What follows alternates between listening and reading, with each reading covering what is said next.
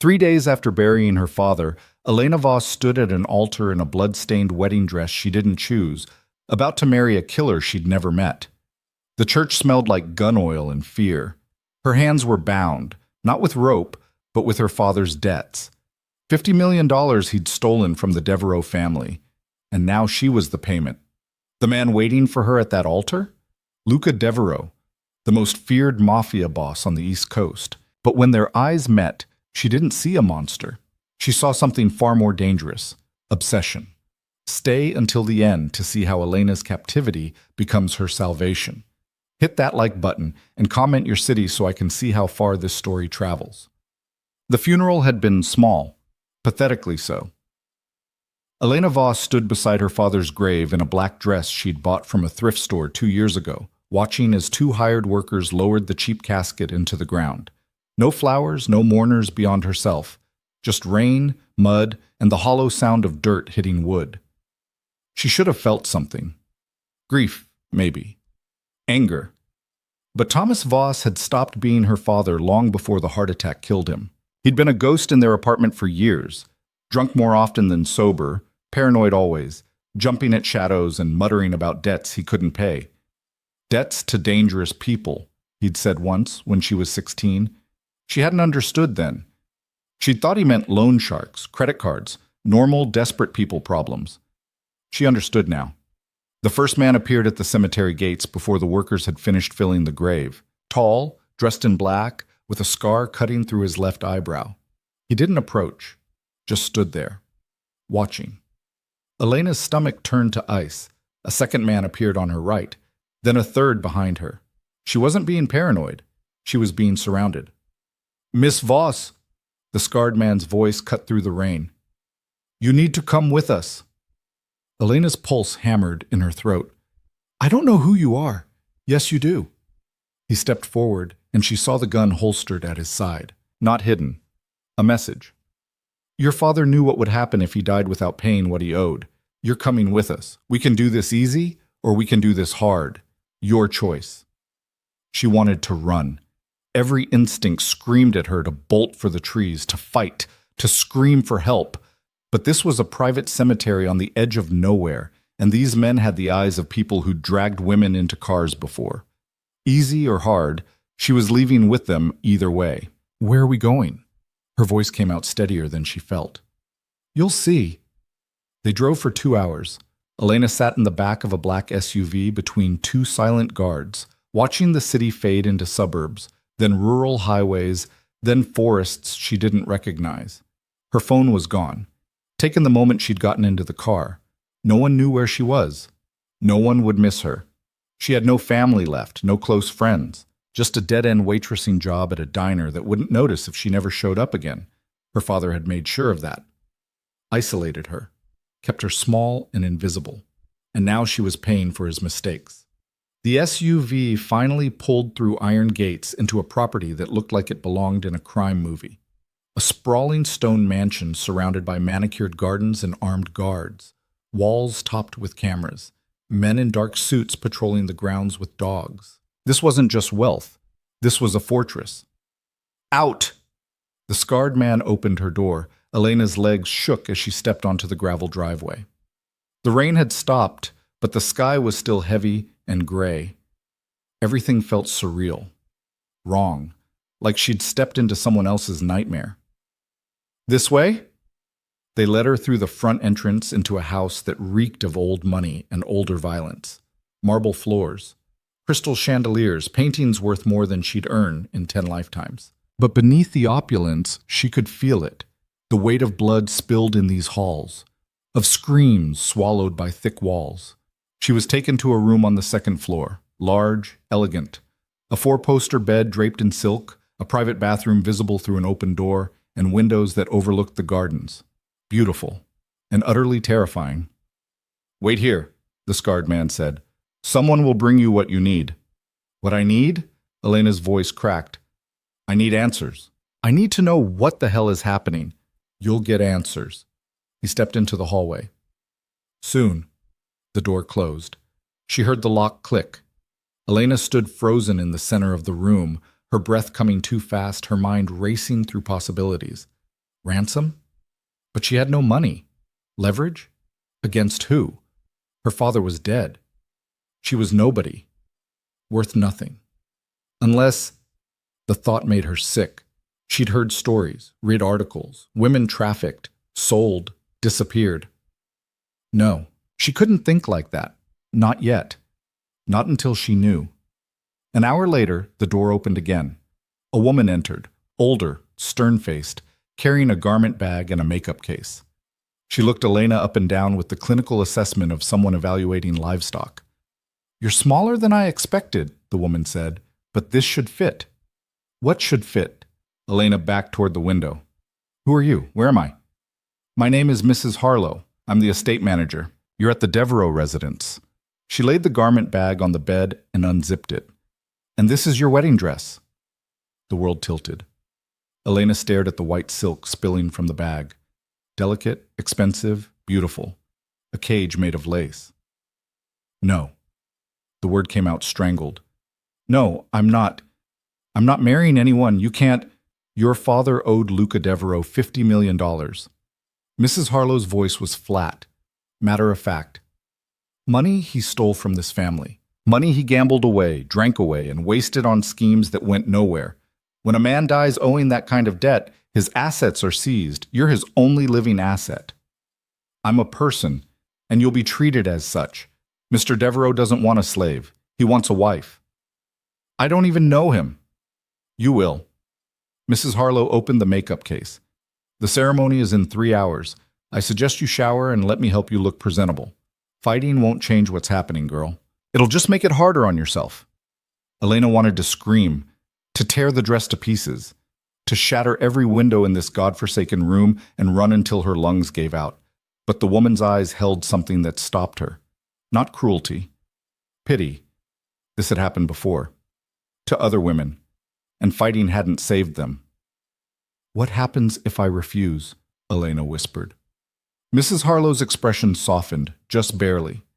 "Then men less patient than Mr. Devereaux will find other uses for you. You're young, pretty. There are markets for that." She picked up a hairbrush. "Luca Devereaux is offering you his name, his protection, and a life in this house. It's not freedom, but it's survival. I'd take it if I were you." 3 hours later, Elena stood in front of a full-length mirror, barely recognizing herself. The dress fit perfectly, a cruel irony. White silk that hugged her waist and flowed to the floor in elegant waves. Her dark hair had been curled and pinned, her face painted with makeup that made her look older, sophisticated, like someone who belonged in this world, like a bride, not a prisoner. "It's time," Mrs. Harlow said from the doorway. Elena's reflection stared back at her with wide, terrified eyes. She looked like a ghost, already dead. The ceremony was held in the estate's private chapel, a cold Gothic space that felt more like a mausoleum than a place of worship. No guests filled the pews, just guards lining the walls, their expressions unreadable, witnesses to a transaction, not a union, and at the altar, waiting in a black suit that probably cost more than her entire life, Luca Devereaux. Elena had expected a monster, some scarred, brutal thing that looked like violence personified, but the man watching her walk down the aisle was beautiful. Tall, broad-shouldered, with dark hair swept back from a face that could have been carved from marble, sharp jaw, high cheekbones, and eyes, Christ, his eyes, so dark they were almost black, fixed on her with an intensity that made her stumble. He didn't look at her like property. He looked at her like she was the only thing in the room, the only thing that mattered, and that was more terrifying than any monster could be. The officiant, a nervous man who avoided eye contact, began reciting words Elena didn't hear. Her heart was pounding too loud. Her hands were shaking. She felt like she might pass out. "Do you, Elena Marie Voss, take this man to be your lawfully wedded husband?" No. No, she didn't. She didn't choose this, didn't want this, didn't... "I do." The words fell from her lips like stones. "And do you, Luca Dante Devereaux, take this woman to be your lawfully wedded wife?" Luca's gaze never left hers. "I do." His voice was deep, steady, final. "Then, by the power vested in me, I now pronounce you husband and wife." The officiant closed his book quickly, like he wanted to escape. No one said the rest. No one told Luca to kiss his bride. This wasn't that kind of wedding, but Luca stepped forward anyway. Elena's breath caught as he reached for her, but he didn't grab, didn't force. His hand lifted slowly, giving her time to pull away. When she didn't, his fingers brushed her chin, tilting her face up gently. "Breathe," he murmured, so quiet only she could hear. "You're safe." Then he leaned down and pressed his lips to hers. It wasn't violent, wasn't claiming, just soft, warm. A kiss that tasted like promises she didn't understand. When he pulled back, his thumb traced her cheekbone once before he released her. "Come," he said, offering his arm. "Let's go home." The reception was even stranger than the ceremony. No celebration, no cake or champagne, just Elena and Luca seated at opposite ends of a long dining table in a room big enough to echo. Guards stood at the doors. Mrs. Harlow served food Elena couldn't taste. The silence was suffocating. Luca didn't speak, just watched her with that unnerving focus, like he was memorizing every breath she took. Finally, Elena couldn't stand it anymore. "Why?" Her voice cracked the quiet like breaking glass. Luca set down his fork. "Why what?" "Why marry me? If you wanted revenge for what my father did, there are easier ways, crueler ways." She forced herself to meet his eyes. "So why this?" For a long moment, he just looked at her. Then he stood, moving around the table with the fluid grace of a predator. Elena's muscles locked as he approached, but he stopped a respectful distance away, crouching so they were eye level. "Because I've been watching you for 3 years, he said quietly. Ice flooded her veins. "What?" "Your father stole from me 5 years ago. I tracked him down within 6 months. I could have killed him then. Should have." Luca's jaw tightened. "But I saw you, coming home from your shift at the diner, tired, bruised from carrying trays all day. And you stopped to help an old woman carry her groceries up 4 flights of stairs. No one asked you to, you just did it." Elena couldn't breathe. "I started watching after that. I told myself it was surveillance, making sure your father wasn't hiding assets. But it wasn't." His gaze dropped to her hands, clenched in her lap. "It was you. The way you smiled at customers who treated you like dirt. The way you read books on your breaks. The way you existed in my world without being touched by it. You were light in a life that's only ever been dark. So you stalked me." Anger cut through her fear. "You watched me like some creep, and when my father died, you took me as payment. I saved you."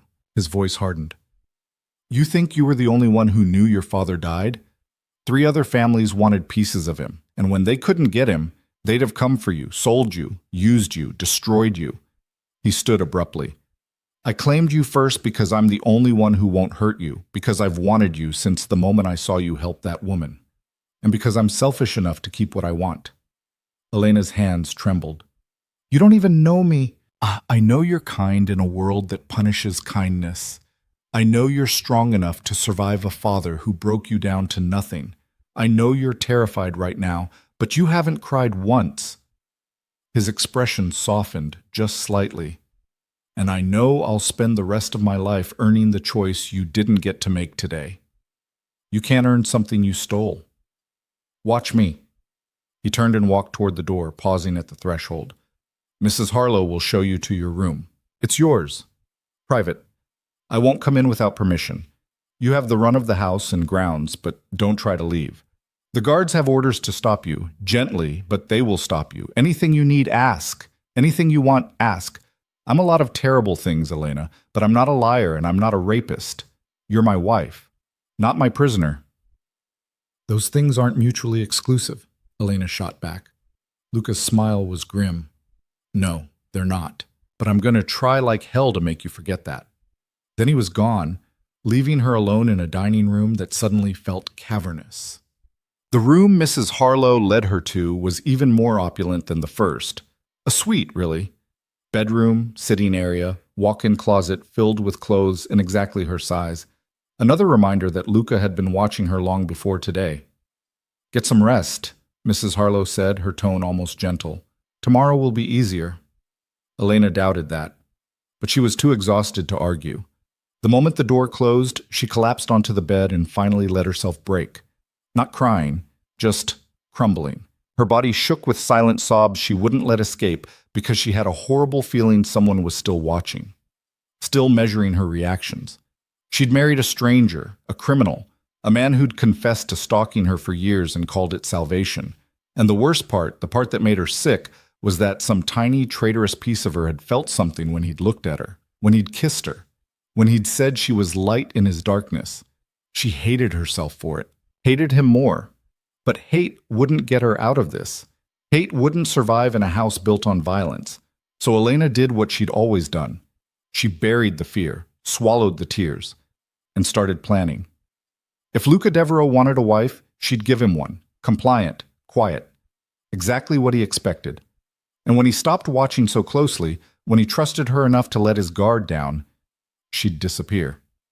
3 days passed in a strange, surreal fog. Elena learned the estate's layout, memorized guard rotations, tested boundaries. Every door she tried was unlocked, except the ones leading outside. Every guard she passed nodded respectfully, but positioned themselves to block exits. The message was clear. She could move freely within her cage, but the cage had walls. Luca kept his distance. She saw him only at dinner, a nightly ritual where they sat at that absurdly long table and pretended to eat, while silence stretched between them. He asked polite questions. How was her day? Did she need anything? Was her room comfortable? She gave polite answers. Fine. No. Yes. It was excruciating. On the fourth night, something shifted. Elena was in the library, a massive room lined with floor-to-ceiling bookshelves, when Luca appeared in the doorway. She thought she was alone. Had let herself relax, curled in an armchair with a worn copy of Jane Eyre she'd found tucked in a corner. You like the classics? It wasn't a question. Elena's grip tightened on the book. I like stories where the heroine gets a choice. Luca stepped inside, hands in his pockets. Casual, unthreatening. Jane chose Rochester, after he stopped lying to her. Fair point. He moved to the bookshelf, running his fingers along the spines. I had these brought in for you, Mrs. Harlow said you liked to read. Of course she did, because he'd watched her, studied her, built this golden cage with bars shaped exactly like her preferences. Thank you, Elena said flatly. You don't have to thank me for basic decency. Don't I? You're the one who set the bar so low. Luca's laugh was unexpected, rough and genuine. You have a sharp tongue when you're not terrified. Who says I'm not terrified? Your hands. He nodded at the book. You're holding it like a weapon, but you haven't thrown it at me. That's progress. Despite herself, Elena's lips twitched, almost a smile. She crushed it. What do you want? To talk to you. Actually talk, not just perform civility at dinner. We have nothing to talk about. We have everything to talk about. Luca pulled a chair closer, not too close, and sat. You're my wife. I'd like to know you. You've been watching me for 3 years. What's left to know? Everything that matters.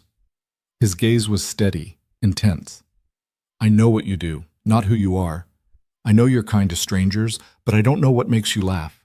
I know you read, but I don't know what you dream about. I know you survived your father, but I don't know what you want now that he's gone. Elena's throat tightened. I want to leave. Besides that. There is no besides that. You stole my life. Your father stole your life. Luca's voice hardened. You worked yourself to exhaustion for a man who drank away every penny you earned. You had no friends because he isolated you. No future because he made sure you stayed small and scared. I didn't steal your life, Elena. I inherited the ruins of it, and I'm offering you something different. A different cage. A partnership. She laughed bitterly. You don't partner with someone you force to marry you. No. You start by forcing them, and you spend every day after trying to make it real. He leaned forward, elbows on his knees. I won't apologize for taking you. I won't pretend I gave you a choice. But I will give you one now, every day. Choose to hate me. I'll accept it. Choose to ignore me. I'll leave you alone. Or choose to let me try, to prove I can be more than the monster who bought you with your father's debt. Elena's hands shook. And if I choose to leave? Luca's expression shuddered.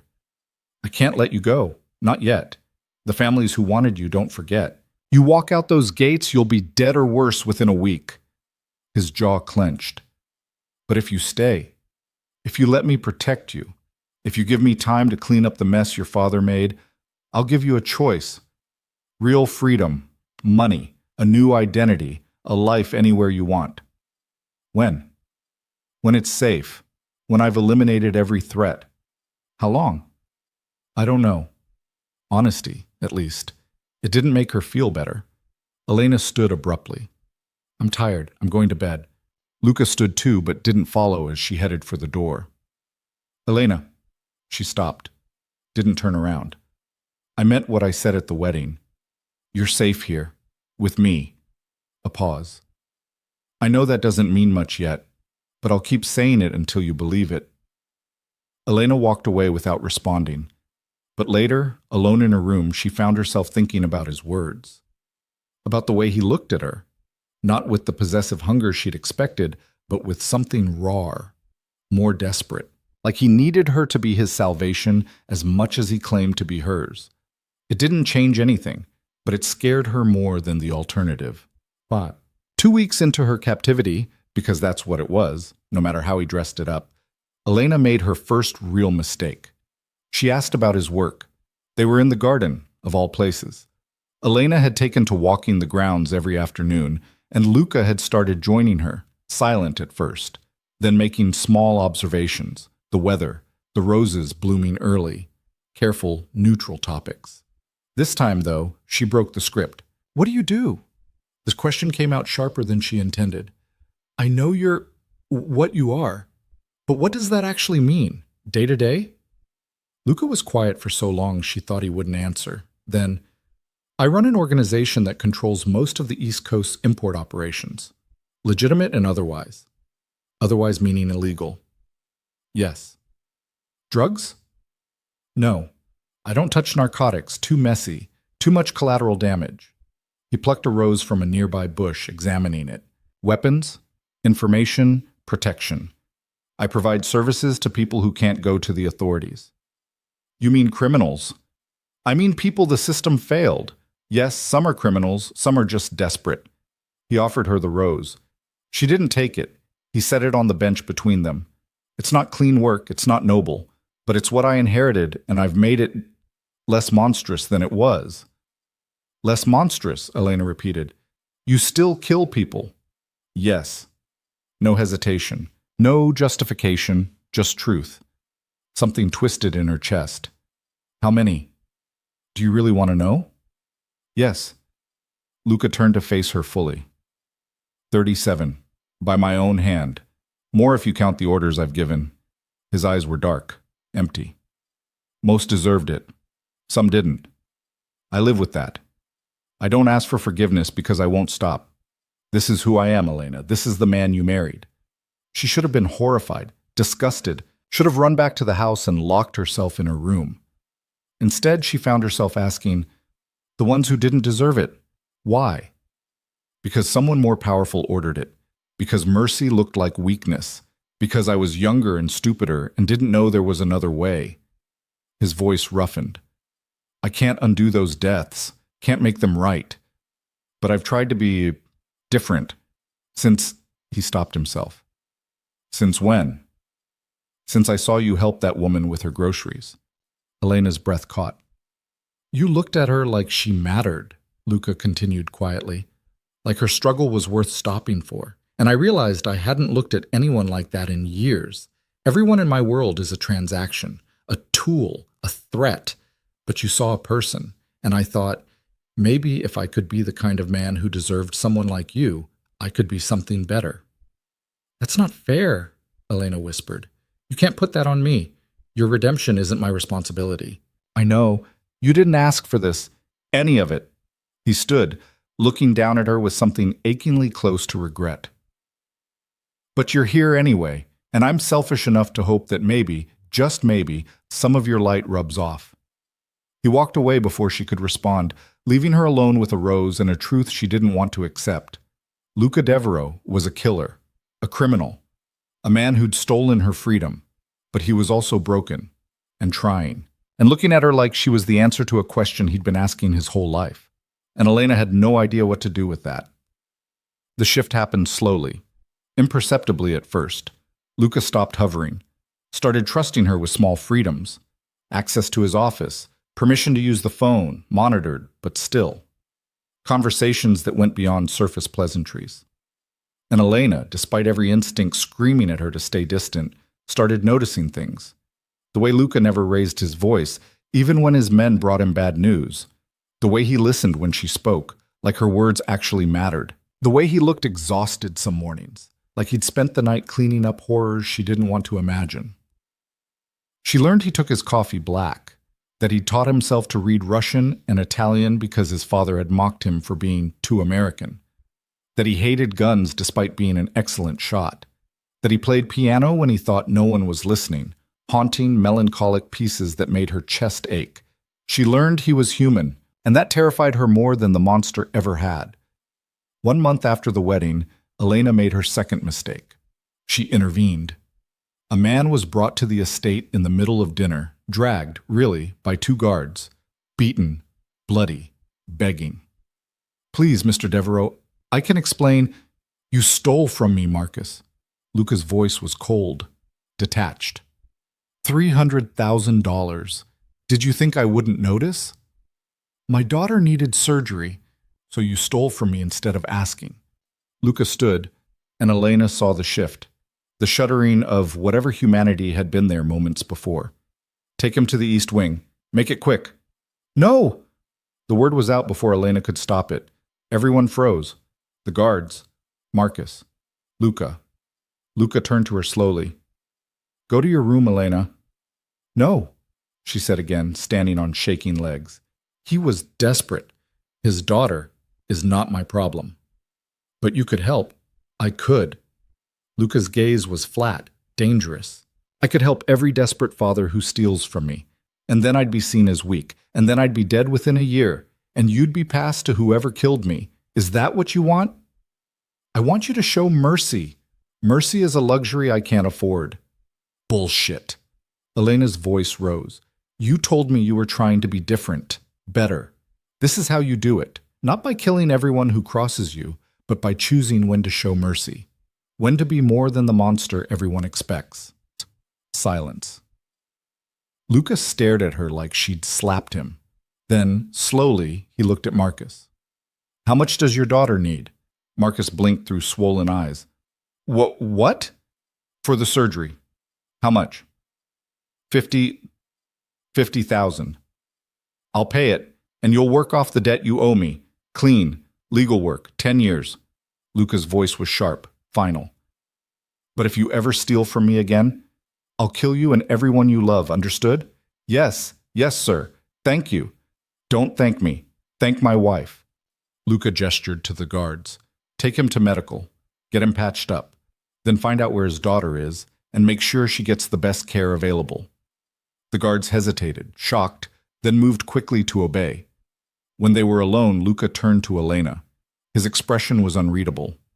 That, he said quietly, was either the bravest or stupidest thing you've ever done.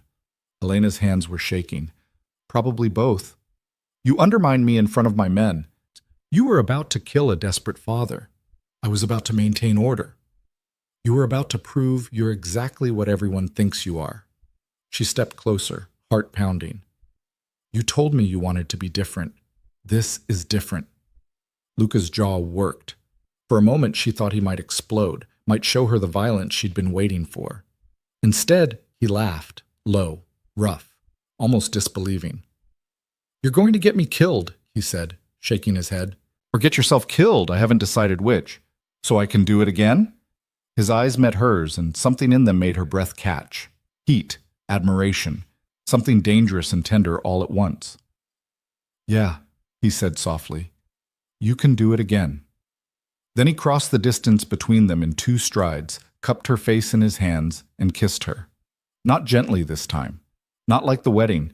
This kiss was fierce, claiming, desperate, like he was drowning and she was air. Elena gasped against his mouth. And instead of pulling away, she kissed him back. It was insane. Stupid. She barely knew him. Didn't trust him. Shouldn't want this. But his hands were gentle despite the intensity, and he tasted like whiskey and danger and something she couldn't name. And for one breathless moment, she let herself forget everything except the way he made her feel. Seen. Valued. Real. When they finally broke apart, both breathing hard, Luca rested his forehead against hers. "You're dangerous," he whispered. "So are you." "I know. That's why this scares me." He stepped back before she could respond, running a hand through his hair. "I have work to finish. We'll talk later." Then he was gone, leaving Elena alone with a racing heart and the terrifying realization that somewhere between captivity and defiance, something had shifted. She didn't hate him anymore. She wasn't sure what she felt, but it wasn't hate, and that changed everything. The kiss haunted her for days. Elena tried to pretend it hadn't happened, that she hadn't kissed him back, that her heart hadn't stuttered when his hands had cupped her face like she was something precious. But every time she sat across from Luca at dinner, every time their eyes met in passing, she felt it again. That dangerous pull toward a man who'd bought her like property and somehow made her feel more alive than she had in years. It terrified her. What terrified her more was that Luca seemed equally unsettled. He'd grown careful around her, cautious, like she was a grenade he didn't know how to hold. He still joined her for meals, still walked with her in the gardens. But there was a new tension thrumming between them, something electric and unspoken. Neither of them mentioned the kiss.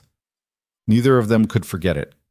A week after the incident with Marcus, Elena woke to sounds she didn't recognize. Raised voices, running footsteps, the distant slam of doors. She sat up in the pre-dawn darkness, her pulse already racing. Something was wrong. Before she could cross to the window, her bedroom door burst open. Mrs. Harlow rushed in, still in her nightgown, her usually composed face tight with fear. "Get dressed," she said sharply. "Quickly, dark clothes, nothing that will slow you down." Elena's stomach dropped. "What's happening?" "The Kozlov family is making a move. They've breached the perimeter, Mrs." Harlow was already pulling clothes from the closet. Jeans, a dark sweater, boots. "Mr. Devereaux wants you in the safe room until this is over." "The Kozlovs?" Elena yanked the sweater over her head with shaking hands. "Who are they?" "Russians. They've been trying to expand into Luca's territory for months. They must have decided tonight was their opportunity." She thrust the boots at Elena. "Put these on. Now!" Through the window, Elena could see muzzle flashes in the distance. Hear the sharp crack of gunfire. The estate that had felt like a fortress suddenly felt like a war zone. "How many?" she whispered. "Too many." Mrs. Harlow grabbed her arm. "Come on!" They ran through hallways Elena had memorized, but everything looked different in the chaos. Guards rushed past them, weapons drawn. Somewhere below, glass shattered. A man screamed, cut off abruptly. Mrs. Harlow pulled her into what looked like a study, shoving books aside on a shelf to reveal a keypad. She punched in a code, and the entire bookcase swung inward with a pneumatic hiss. "Inside," she ordered. Elena hesitated at the threshold of the hidden room. It was small, windowless, lined with monitors showing security feeds from around the estate. She could see the firefight unfolding in real time, bodies on the ground, Luca's men taking cover, and there, Luca himself moving through the chaos with terrifying precision. No hesitation, no fear, just cold, calculated violence. Elena watched him put 3 bullets in a man's chest without flinching. "Mrs. Harlow, he'll be fine. He's survived worse." The older woman's voice was firm, but her hands trembled as she activated the monitors. "This room is reinforced. Even if they breach the house, they won't find you. Do not open this door for anyone except Mr. Devereaux or myself. Do you understand?" "You're leaving?" "I have to help coordinate the defense. You'll be safe here." "Wait." But Mrs. Harlow was already closing the door, sealing Elena inside. The lock engaged with a heavy thud, and Elena was alone with nothing but monitors showing a battle she couldn't stop, and a phone that connected only to Luca's security team. She sank into the chair facing the screens, her whole body shaking. This was his world, this violence, this brutality. She'd known it intellectually, but seeing it, watching men die on the manicured lawns she'd walked through just yesterday, made it visceral, real. Luca appeared on one of the screens, taking cover behind a marble fountain. He was shouting orders Elena couldn't hear through the silent feed. Blood streaked his shirt. She couldn't tell if it was his. Her chest constricted painfully. Don't die, she thought desperately. Please don't die.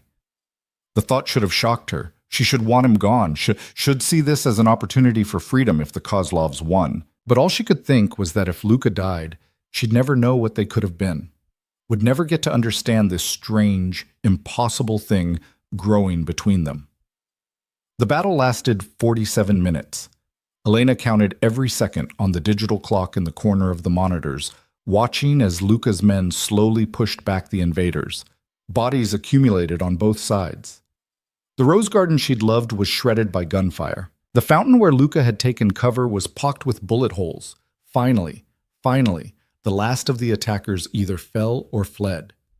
Luka stood in the center of the carnage, chest heaving, guns still raised. Even through the grainy feed, Elena could see the tension in his shoulders, the way he scanned the grounds for remaining threats. He was alive. She pressed her hand to her mouth, swallowing back a sob she didn't understand. 20 minutes later, the door locks disengaged. Elena scrambled to her feet as it swung open. Luka stood on the other side, looking like he'd walked through hell. Blood splattered his face and clothes. A cut above his eyebrow dripped red down his temple. His hands were still shaking with adrenaline, but his eyes, those dark, intense eyes, locked onto hers with something that looked like relief. Elena. Her name came out rough, broken. Are you hurt? She shook her head, unable to speak. Luka crossed the distance between them in 2 strides and pulled her into his arms. It wasn't gentle, wasn't careful. He held her like she was the only solid thing in a world that had just tried to kill him. Elena felt his heart hammering against her cheek, felt the tremor in his hands as they gripped her shoulders. I'm okay, she whispered. I'm okay. I know. I made sure of it. He pulled back just enough to scan her face, his hands coming up to cup her cheeks. You're safe. You're safe. So are you. Something cracked in his expression. Yeah, I am. Then he kissed her like he'd been drowning and she was oxygen. Elena kissed him back without thinking, her hands fisting in his ruined shirt, tasting copper and desperation. This wasn't like the first kiss. This was raw, urgent. 2 people clinging to each other in the aftermath of violence. When they broke apart, both breathing hard, Luka rested his forehead against hers. I was terrified, he admitted quietly. When I heard they'd breached the perimeter, all I could think was that I couldn't lose you. Not now, not before... He stopped himself. Before what? Before you chose me. His voice was barely a whisper. Really chose me. Not because you were trapped or scared, but because you wanted to. Elena's throat tightened. Luka, I know I don't deserve it. I know I forced this. But Elena, if something had happened to you tonight, his hands tightened on her face. I would have burned the world down. She believed him. That was the terrifying part. She believed every word. How many did you lose? She asked instead. 4 men dead. 6 injured. His jaw clenched. The Kozlovs lost twice that, but they made their point. Which is? That I'm vulnerable. That caring about you makes me weak. He stepped back, running a hand through his blood-matted hair. They'll come again, harder, smarter. They'll use you to get to me. Then let me go. The words came out before she could stop them. Give me that new identity you promised. Send me away. I'll disappear, and you'll be safe. No. The word was sharp, final. I can't. You mean you won't? I mean I can't. Luka's eyes were wild, desperate. I tried, Elena. After that kiss, I tried to convince myself to let you go, to do the right thing. But I can't. I'm too selfish, too broken. I need you here. He turned away, his hands clenching into fists. I need you to make me believe I can be something other than this. Elena stared at his back, at the rigid line of his shoulders, and felt something shift inside her chest, something dangerous and tender and completely insane. Then stop hiding from me, she said quietly. Luka turned slowly. What? You want me to choose you? Then let me see you. All of you. Not just the man who plays piano and drinks black coffee. Not just the monster who kills people. All of it. She stepped closer. Show me who Luca Devereaux really is, and maybe I'll choose to stay. For a long moment, he just stared at her. Then slowly, he nodded. Okay, he said. Okay. He offered his hand. Elena took it and let him lead her out of the safe room and into the ruins of a battle she was only beginning to understand. The next morning, Elena woke to find Luca sitting in the chair beside her bed. Not in her bed, not touching her. Just sitting there in the pre-dawn light, watching her sleep with an expression that made her chest ache. How long have you been there? She asked, voice rough with sleep. A while. He didn't look away, didn't apologize. I needed to see you breathing, to know last night was real and you're still here. Elena sat up, pulling the blanket around her shoulders. Did you sleep at all? No, too much to do, bodies to move, damage to assess, messages to send. Messages? To the Kozlovs, so they know what happens when they come for what's mine. His voice was cold, empty. The voice of a man who'd spent the night doing terrible things. Elena should have been frightened, should have remembered that this was who he was, but all she could think was that he looked exhausted, haunted, human. Come here, she said quietly. Luca's eyes widened slightly. Elena, I'm not asking you to do anything, just come here. Slowly, he stood and crossed to the bed. Sat on the edge, careful not to touch her. The mattress dipped under his weight. Elena shifted, making room. Lie down. I'm covered in... I haven't showered. I shouldn't... Luca, lie down. He stared at her for a heartbeat longer, then obeyed. Stretched out on top of the covers, still fully dressed in clothes stiff with dried blood. His body was rigid, uncomfortable. Elena turned on her side to face him. When was the last time someone took care of you? The question seemed to shock him. I don't know. Then let me. Just for right now, just this once. She reached out and brushed the hair back from his forehead, her fingers gentle against his skin. Luca's eyes closed like the touch hurt, like kindness was a foreign language he'd forgotten how to speak. You don't have to do this, he said roughly. I know. I don't deserve it. I know that too. Her hand moved to his cheek, her thumb tracing the sharp line of his jaw. But I'm doing it anyway. Something broke in his expression. He turned his face into her palm, his breath shuddering out like he'd been holding it for years. I'm so tired, he whispered. I'm so goddamn tired of being this. Then rest. Just for a little while. Elena kept stroking his hair, his face, gentle touches that asked for nothing and gave everything. And slowly, impossibly, she felt the tension drain from his body, felt him relax into the mattress, into her touch. Within minutes, he was asleep. Elena watched him in the growing light, this dangerous man who'd become her husband, her captor, her something. She didn't have a word for what he was to her now, didn't know if such a word existed. But as she watched him sleep, truly sleep, without the careful guard he always maintained, she felt something settle in her chest. A decision she hadn't known she was making. She wasn't leaving, not yet, maybe not ever. Because somewhere between the forced marriage and the stolen kisses and the violence that had nearly destroyed them both, she'd started to care. To see past the monster to the man underneath. The man who played haunting melodies on the piano. Who showed mercy when she asked. Who looked at her like she was the only thing keeping him tethered to his humanity. It was insane, stupid, Stockholm Syndrome, probably. But it was real. And Elena had been invisible for so long that being seen, truly seen, felt like coming alive. Even if the man doing the scene was a killer, even if staying meant becoming part of his dark world, even if everything about this was wrong, she'd choose it anyway. When Luca woke 3 hours later, Elena was still there, still watching him, still touching him, like he was something worth caring for. Hi, she said softly. Hi. His voice was rough with sleep, vulnerable. I fell asleep. You needed it. I got blood on your sheets. I have others. Luca sat up slowly, scrubbing a hand over his face. I should go. Shower. Change. Let you... Luca. He stopped, looking at her with those dark, cautious eyes. I'm not leaving, Elena said. I'm choosing to stay. Not because I'm trapped. Not because I'm scared.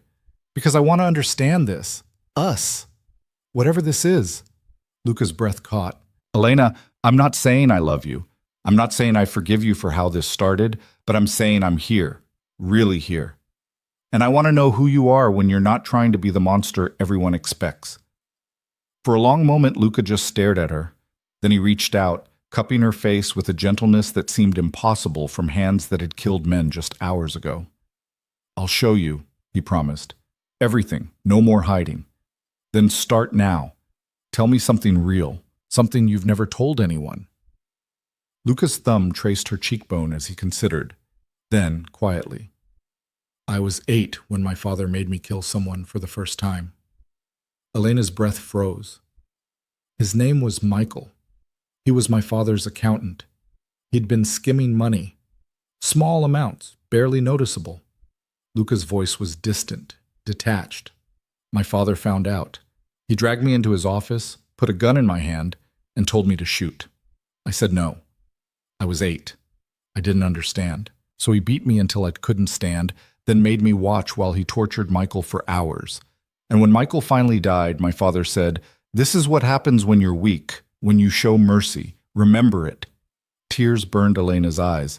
Luca, I remembered it for years. I became exactly what he wanted. Hard, ruthless, unbreakable. I killed when he ordered, hurt people when he demanded it. And I told myself it was survival, that I had no choice. He looked at her then, and his eyes were raw. But I did have a choice. I could have been different, could have found another way. Instead, I became him. And by the time he died and I took over, I didn't know how to be anything else. Until you saw me help that woman with her groceries, Elena whispered. Until I saw you help that woman with her groceries, he confirmed. And I realized I'd spent 20 years becoming a monster when all I really wanted was to be someone worth loving. Elena's hand covered his on her cheek. You're not your father. I've done things he would have been proud of. But you're trying to be different. That matters. Does it? If I'm still killing people, still running this empire, still, it matters, Elena said firmly. Because you're choosing to show mercy when you can. Because you're questioning yourself instead of just accepting what you are. Because you're letting me see this instead of hiding behind the monster. She leaned into his touch. You're not irredeemable, Luca. You're just lost. And you're going to save me? His smile was bitter. That's not your job, Elena. No, it's not. But maybe we can save each other. Luca's expression cracked. I don't know how to do this. How to be someone you'd want. Then we'll figure it out together. He kissed her then, slow, tender, a kiss that tasted like promises and hope, and all the broken pieces they were trying to fit together. When they finally pulled apart, Luca rested his forehead against hers. I need to shower, he said quietly. Clean up. Deal with the aftermath of last night. But after, will you have dinner with me? Not in that ridiculous dining room, somewhere smaller, just us. Elena smiled. I'd like that. Yeah? Yeah. He stood reluctantly, like leaving her was physically painful. At the door he paused. Thank you, he said. For staying, for choosing to try, for, his voice roughened, for making me believe I could be something other than what I was made to be. Then he was gone, leaving Elena alone with a racing heart and the terrifying knowledge that she was falling for a man who'd bought her with blood money and somehow made her feel more precious than gold. It was insane. It was dangerous. It was real. And Elena had stopped trying to fight it. Dinner that night was different. Luca had set up a small table on the balcony off his study, a space Elena had never been invited to before. Candles flickered in the evening breeze. Wine waited in crystal glasses. The table was intimate, private, a world away from the formal dining room where they usually performed their marriage. You did this yourself? Elena asked as Luca pulled out her chair. I had help, but I wanted it to feel different. He sat across from her, looking almost nervous. I wanted to show you I could be normal, even if it's just pretend. It's not pretend if you mean it. I mean it. The meal was simple. Pasta, salad, nothing extravagant. They ate in comfortable silence for a while. the tension of the previous night slowly dissipating into something softer. "Tell me about your mother," Elena said eventually. "You've told me about your father, but never her." Luca's hand tightened on his fork. "She died when I was 6. Cancer, quick and brutal. My father never recovered, or maybe he did, and the cruelty was always there. I don't know." He took a sip of wine. "I barely remember her. Just impressions. The smell of her perfume, the way she hummed while she cooked. She used to read to me before bed, fairy tales, stories where the hero always won and love conquered everything. She sounds wonderful. She was. And then she was gone, and my father made sure I understood that love was weakness, that caring about people got you killed." His eyes met hers. "I believed him for a long time. And now? Now I think he was wrong. I think love is the only thing that makes us human, the only thing worth fighting for." He reached across the table, offering his hand. "I think my mother would have liked you." Elena took his hand, their fingers intertwining. "I think I would have liked her too." They stayed like that for a long moment, hands joined, the city lights twinkling in the distance. It felt surreal, peaceful, like they were just a normal couple having dinner instead of a mafia boss and the woman he'd bought with her father's debts. "Can I ask you something?" Luca said quietly. "Anything. Do you regret it? Intervening with Marcus, showing me I could choose mercy." Elena considered. "No. Do you?" "I should. It made me look weak. Set a precedent I'll have to manage. But," he squeezed her hand, "I've never felt more powerful than when I chose to let him live. When I chose you over the monster everyone expects." "Then it wasn't weakness." "No, it was you, making me better." They finished dinner slowly, talking about everything and nothing. Elena told him about the books she loved, the places she dreamed of traveling but never could. Luca told her about the estate's history, the gardens his mother had planted, the piano she'd taught him to play before she died. It was easy, natural, like they'd been doing this for years instead of weeks. When the meal ended, Luca stood and offered his hand again. "Dance with me?" Elena raised an eyebrow. "There's no music." "There is if you listen." He pulled out his phone and soft piano music filled the air. The same haunting melody Elena had heard him play late at night when he thought no one was listening. "You recorded yourself playing?"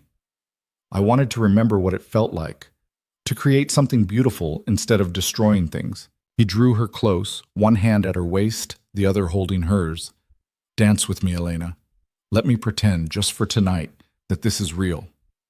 That you chose me because you wanted to, not because you had no choice." Elena's throat tightened. "It is real, Luca. I am choosing you. Even knowing what I am? Especially knowing what you are, and what you're trying to become." They swayed together on the balcony, the city spread out below them like stars. Luca held her carefully, like she might break. Elena rested her head against his chest, listening to the steady thump of his heart. This was dangerous, foolish. She was falling for a man who'd kidnapped her, forced her into marriage, and showed her a world of violence she couldn't unsee. But he was also the man who looked at her like she was his salvation, who played piano in the dark, who showed mercy when she asked, who held her like she was the most precious thing he'd ever touched. And Elena had been invisible for so long that being seen, really seen, felt like coming home. Even if home was a gilded cage. Even if the man holding her was a monster trying to be human. Even if everything about this was impossible, she'd choose it anyway. "Luca? Kiss me." He pulled back just enough to look at her, his eyes dark and intense. "Are you sure?" "I'm sure." This kiss was different from the others, slower, deeper, a kiss that tasted like promises and possibility. Luca's hands cupped her face with devastating gentleness, and Elena let herself melt into it, into him, into the impossible thing growing between them. When they finally broke apart, both breathing hard, Luca rested his forehead against hers. "Stay with me tonight," he whispered. I'm not asking for anything. Just stay. Let me hold you. Let me fall asleep knowing you're here." Elena's answer was to take his hand and let him lead her inside. They ended up in his room, a space she'd never seen before. It was surprisingly simple. Large bed, minimal furniture, no ostentation, just clean lines and dark colors and a window overlooking the gardens. Luca hesitated at the threshold. I can sleep on the couch if you— Get in the bed, Luca. He obeyed, settling on top of the covers fully clothed. Elena climbed in beside him, curling into his side. His arm came around her immediately, holding her close. This is enough, he said quietly. Just this. You hear? Choosing to stay. Elena pressed a kiss to his chest, right over his heart. Then this is what we'll do. For now. For now, he agreed. They fell asleep like that, wrapped around each other, two broken people finding something whole in the spaces between them. And for the first time since her father died, Elena felt safe, not because she was protected, but because she was chosen. Morning arrived with sunlight streaming through unfamiliar windows and the warmth of another body pressed against hers. Elena woke slowly, disoriented for a moment, before memory returned. Luca's room, his bed, his arms still wrapped protectively around her waist.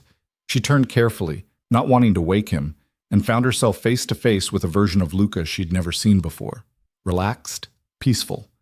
The hard lines of his face softened by sleep, making him look younger, almost vulnerable. Her heart did something complicated in her chest. This was real. She'd chosen to stay, chosen to try.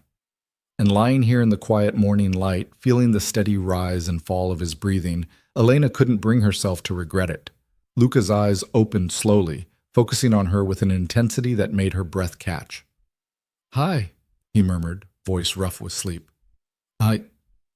You're still here. Where else would I be? Something flickered across his face, relief maybe, or disbelief. I kept thinking I'd wake up and you'd be gone. That last night was a dream.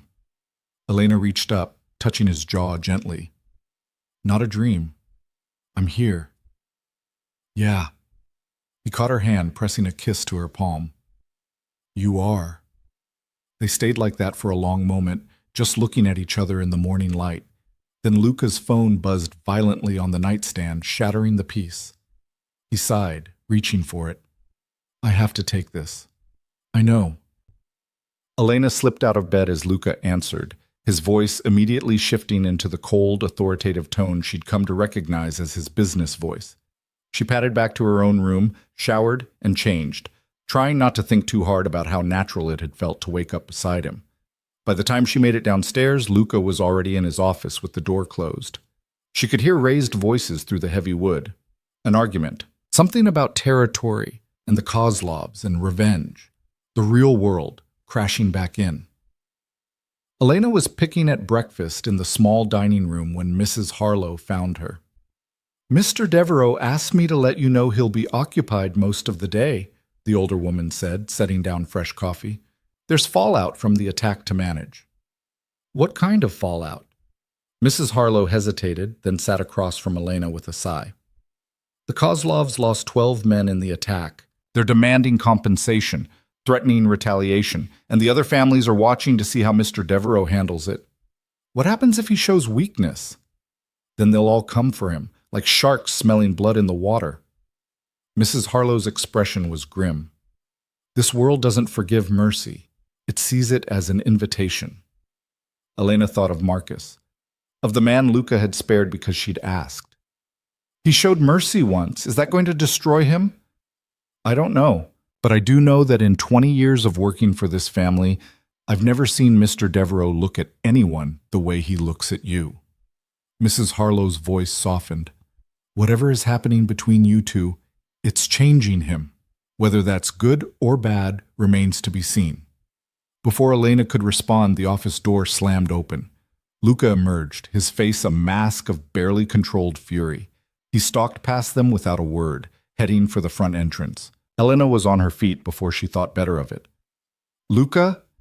He stopped, turned, and she saw it then, the monster he'd been before she arrived, cold, lethal, absolutely terrifying. Not now, Elena. What happened? The Kozlovs sent a message. They took someone, one of my men. His voice was flat, dead. They're going to kill him slowly unless I turn over 3 blocks of territory and $500,000 by midnight. Elena's stomach turned. What are you going to do? What I should have done in the first place. I'm going to remind them why you don't come for what's mine. He moved toward the door again. Wait, Elena crossed to him quickly. There has to be another way. Negotiation. Compromise. There is no compromise with men who breach my home and threaten what I care about. His eyes were black ice. They want war. I'm going to give it to them. And your man? The one they took? Luca's jaw clenched. He knew the risks when he took this job. So you're just going to let him die? I'm going to make sure his death means something. Elena grabbed his arm, forcing him to look at her. This isn't you. Not anymore. You showed mercy to Marcus. You can find another way. Marcus was different. He stole out of desperation. The Kozlovs attacked my home. Nearly killed you. His voice dropped dangerously. There is no mercy for that. So all that talk about being different was just talk? About me making you better? You do make me better. But better doesn't mean weak. He pulled away from her grip. I have to go. Luca, please. But he was already gone, the door slamming behind him with brutal finality. Elena stood frozen in the foyer, her heart racing. Mrs. Harlow appeared at her elbow, her expression sympathetic. Let him go, dear. This is what he does. Who he is. No. Elena's voice was stronger than she felt. No, it's not. Not all of him. She turned and ran for the stairs, taking them two at a time. If Luca wouldn't listen, maybe she could find another way to help, to save him from becoming the monster everyone expected. She just had to figure out how. Elena spent the next 3 hours doing something she knew she shouldn't. She went through Luca's office searching for information about the Kozlovs, about the man they'd taken, about anything that could give her leverage. She found files, reports, photographs of brutal violence, evidence of the empire Luca controlled and the blood it took to maintain it. Her hands shook as she turned page after page, seeing the full scope of what she'd married into. But she also found something else. A name. Viktor Kozlov, the head of the Russian family, and an address for a restaurant he owned in the city. Elena stared at the address, her mind racing. This was insane, dangerous. Luca would lose his mind if he knew what she was thinking. But if she could talk to Viktor, if she could convince him to release Luca's man and negotiate a real peace instead of escalating into all-out war, she could save them both from more bloodshed. Before she could talk herself out of it, Elena was moving. She grabbed her phone, called for a car, one of Luca's drivers, a young man named James who'd always been kind to her, and told him she needed to go into the city. Mr. Devereaux said you're not to leave the estate, ma'am, James said nervously. Mr. Devereaux isn't here, and I'm not asking permission. I'm his wife, and I'm telling you to drive me. Elena's voice was firm, commanding, a tone she'd never used before. Now, please. James hesitated, then nodded. Yes, ma'am. The drive into the city took 40 minutes. Elena spent every second of it questioning her sanity. This was stupid, reckless. She didn't know these people, didn't know if they'd even listen to her.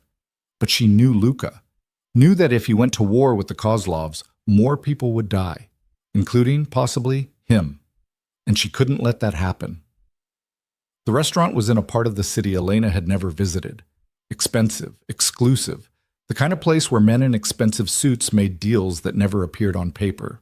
She walked in with her head high and her heart in her throat, approaching the hostess with what she hoped was confidence. I need to speak with Viktor Kozlov. The hostess's eyes widened. Do you have an appointment? No, but tell him Elena Devereaux is here. He'll want to see me. The woman disappeared into the back. Elena waited, acutely aware of the eyes on her. The men scattered throughout the restaurant, all watching her with varying degrees of interest and suspicion. 5 minutes later, the hostess returned. Follow me.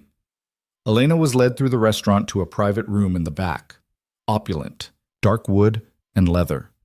And at the head of the table, a man who could only be Viktor Kozlov. He was older than she expected, 60s maybe. Silver hair, sharp eyes, a face that had seen violence and dished it out in equal measure. Mrs. Devereaux. His accent was thick, Russian. What an unexpected pleasure. Elena forced herself to meet his gaze. We need to talk. About your husband's impending assault on my operations, or about the fact that you've walked into my establishment without protection, Making yourself the perfect bargaining chip? Victor smiled, and it was cold, predatory. You're either very brave or very stupid. Maybe both. Elena's voice didn't shake. A miracle. But I'm also the only chance you have to end this without a war that destroys both our families. Victor leaned back in his chair, studying her. Interesting. Your husband attacks my men, kills a dozen of my soldiers, and you think you can negotiate peace? Your men attacked his home first, nearly killed me in the process. You escalated this. We were making a point, and he'll make one back, a bigger one. You know his reputation. You know what he's capable of when someone threatens what he cares about. Elena stepped closer to the table. But he's also capable of mercy. I've seen it, and I'm here to offer you the same choice. What choice is that?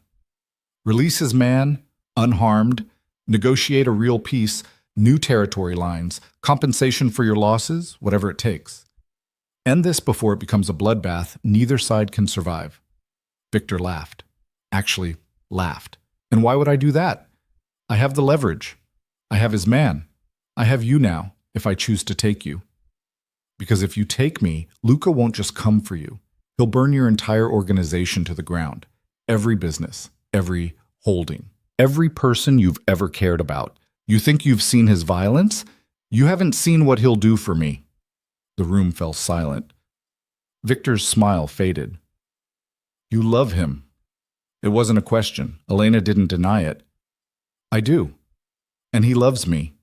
Which means your leverage just became a death sentence if you use it. She pulled out a chair and sat, projecting a confidence she absolutely didn't feel. So here's what's going to happen. You're going to release Luca's man as a show of good faith. You're going to agree to sit down with him, with me there as mediator, and negotiate a real treaty. And in exchange, I'll convince him to give you the compensation you're asking for, maybe even one of those blocks of territory. And if I refuse, then you'll have a war with a man who has nothing left to lose, a man who will sacrifice everything, including himself, to make sure you pay for threatening me. Elena's voice was steady, clear. Is your pride worth that? Victor stared at her for a long, tense moment. Then he picked up his phone and made a call. Spoke rapid Russian that Elena couldn't follow. When he hung up, he looked at her with something that might have been respect. Your husband's man will be released within the hour, unharmed. As for the rest, he stood, buttoning his suit jacket. I'll consider your proposal, but understand this, Mrs. Devereaux. The only reason I'm even entertaining this conversation is because I see something in you that I didn't expect. What's that? Steel. You walked into the lion's den to save a man who bought you like property. That takes either love or insanity. His smile was grim. I'm curious to see which. Does it matter? Not really. Either way, you're more dangerous than you look. He moved toward the door. Go home, Mrs. Devereaux. Tell your husband I'll be in touch. And tell him if he's smart, he'll listen to you more often. Women like you are rare in this world. Elena stood on shaking legs. Thank you. Don't thank me yet. This isn't over, but perhaps it doesn't have to end in blood. He paused at the threshold. One more thing. Your driver is waiting outside, but you should know, 2 of my men followed you here. They've been watching since you arrived. Elena's heart stopped. Are they? They're leaving, as a courtesy, this time. Victor's eyes were hard. Don't make me regret showing mercy, Mrs. Devereaux. I'm not as forgiving as your husband. Then he was gone, leaving Elena alone in the room with her racing heart and the terrifying knowledge of what she'd just done. She'd negotiated with the enemy, without permission, without backup, without any guarantee it would work. Luca was going to lose his mind. Elena made it back to the estate just as the sun was setting. She'd barely stepped through the front door when she was grabbed, gently but firmly, by one of Luca's guards. Mr. Devereaux wants to see you, now. Her stomach dropped. How much trouble am I in? The guard's expression was carefully neutral. Considerable, ma'am. She was escorted to Luca's office. The door was closed. Elena could hear raised voices inside. Luca and someone else, arguing about something she couldn't make out. The guard knocked once, then opened the door. Luca stood behind his desk, still in the clothes he'd left in that morning. But everything about him had changed. The cold fury was gone. replaced by something worse. Fear. Raw, undisguised fear. Out, he snapped at the guard. Everyone out. Now! The room emptied in seconds, leaving just the two of them. The moment the door closed, Luca crossed the space between them in 3 strides and pulled Elena into his arms. Held her so tightly she could barely breathe. "You stupid, reckless, brilliant woman," he said against her hair. "What the hell were you thinking? How did you—" "Oh, Victor called me. Told me my wife had walked into his restaurant and negotiated the release of my man like she was brokering a corporate merger." Luca pulled back, gripping her shoulders. "Do you have any idea how dangerous that was? He could have taken you, killed you, used you to destroy everything. But he didn't. He listened. And he released your man, didn't he? That's not the point. That's exactly the point." Elena's voice rose to match his. "You were going to start a war. People were going to die. And I stopped it. By putting yourself in danger. By doing what you've been trying to do since I got here. Being something different. Choosing mercy over violence." She pushed against his chest. "You can't ask me to make you better and then get angry when I actually try." Luca stared at her, his chest heaving. Then, without warning, he kissed her. Hard, desperate. A kiss that tasted like fear and fury and something deeper. When he pulled back, his hands were shaking. "I got the call that you'd left the estate, and I thought—" His voice broke. "I thought they'd taken you, that I'd lost you. And Elena, I can't lose you. Not now. Not when you've become the only thing that matters. Then don't push me away when I'm trying to help. You could have died. But I didn't. I saved your man. I bought you time to negotiate instead of going to war. I did what you would have done if pride wasn't in the way." She cupped his face, forcing him to look at her. "You taught me that mercy can be strength. I'm just showing you it's true." Luca's laugh was broken, ragged. "You're going to be the death of me. Or the saving of you."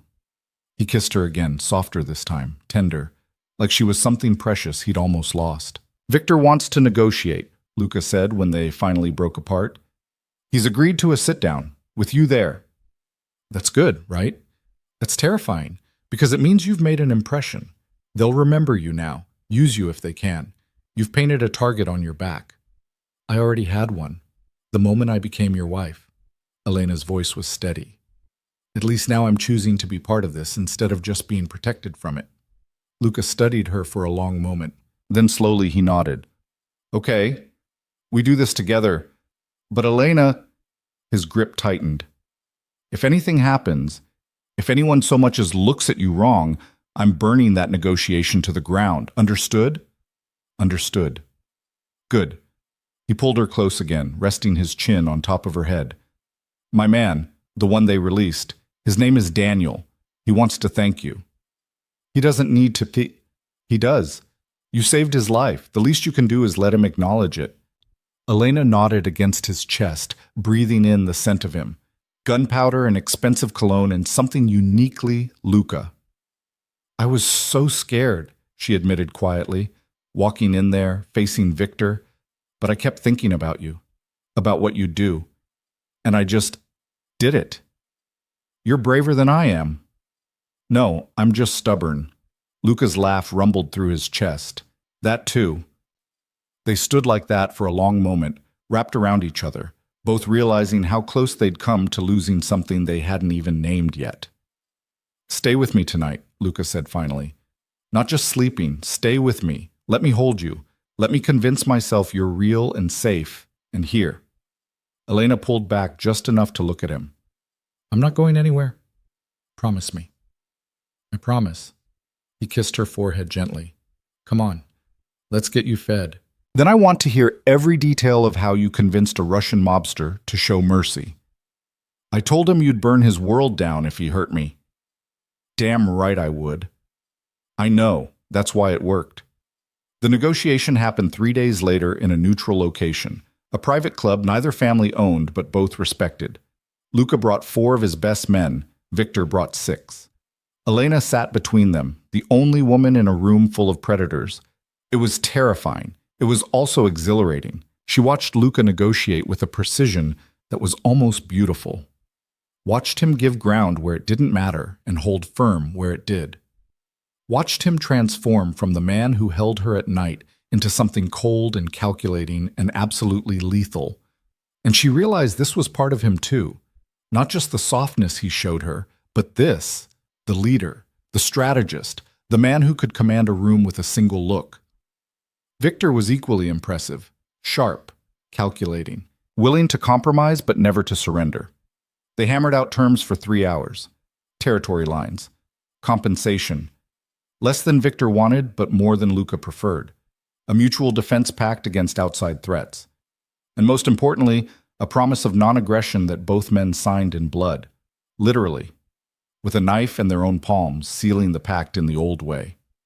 When it was done, Victor stood and offered Luca his hand. To peace, however long it lasts. To peace, Luca agreed, shaking it. Then Victor turned to Elena, and to the woman who made it possible. You have my respect, Mrs. Devereaux, and my protection, should you ever need it. Elena stood, meeting his gaze steadily. Thank you. I hope we never need it. So do I. Victor smiled, and it almost looked genuine. But in this world, hope is a luxury. Luca's hand found Elena's as they left the club, his grip tight and possessive. You were amazing, he said quietly. The way you held that room's attention, the way Victor looked at you like you were an equal. Elena, you just negotiated peace between two families that have been at war for 5 years. We negotiated it, together. No, you started it. I just finished what you began. He stopped, turning to face her fully. I've never been more proud, or more terrified. You're not just my wife anymore. You're a player in this world, and that makes you valuable to everyone, including my enemies. I can handle it. I know you can. That's what scares me. He cupped her face gently. But I'm done trying to protect you from this life. If you're going to be part of it, you should be all the way in, with your eyes open and your voice heard. Elena's heart swelled. You mean that? I mean it. From now on, we're partners, equal partners, in everything. Everything? Luca's smile was slow, devastating. Everything. He kissed her right there on the street, in front of his guards and anyone watching. A kiss that was a claim and a promise and a beginning. When they finally pulled apart, Elena was breathless and smiling and more certain than ever that she'd made the right choice. This world was dark, violent, unforgiving. But standing beside Luca, facing it together, she felt stronger than she ever had in her life. Take me home, she said softly. Always. That night, everything changed. They made it through dinner, barely, before Luca pulled Elena to her feet and led her upstairs. Not to separate rooms this time. To his room. Their room, maybe. He closed the door behind them and just looked at her for a long moment. Are you sure? He asked quietly. Because once we cross this line, Elena, there's no going back. You'll be mine completely, and I'll be yours. No more pretending this is temporary or forced. This becomes real. Elena crossed to him, her hands going to his chest. It's already real. It's been real since I chose to stay. Since I walked into Victor's restaurant. Since I realized I'd rather fight beside you than run from you. Elena, I love you. The words came out strong, clear, true. I don't know when it happened. Maybe when you showed mercy to Marcus. Maybe when you held me while you slept. Maybe it's been growing since the moment you looked at me at that altar, like I was something worth cherishing. But I love you, Luca. All of you. The monster, and the man, the killer, and the protector. All of it. Luca's breath caught. His hands came up to frame her face, and his eyes were bright with something that looked like tears. I've loved you since the moment I saw you help that woman, he said roughly. I've loved you through 3 years of watching you be kind in a cruel world. I've loved you through every second of this marriage, even when you hated me, and I'll love you for the rest of my life, Elena. However long or short that is. Then show me. He kissed her like a drowning man finding air, like she was salvation and sin and everything in between. And Elena kissed him back with everything she had, pouring years of invisibility and loneliness and fear into the kiss, transforming it all into this. Into choosing him, into loving him, into becoming his completely.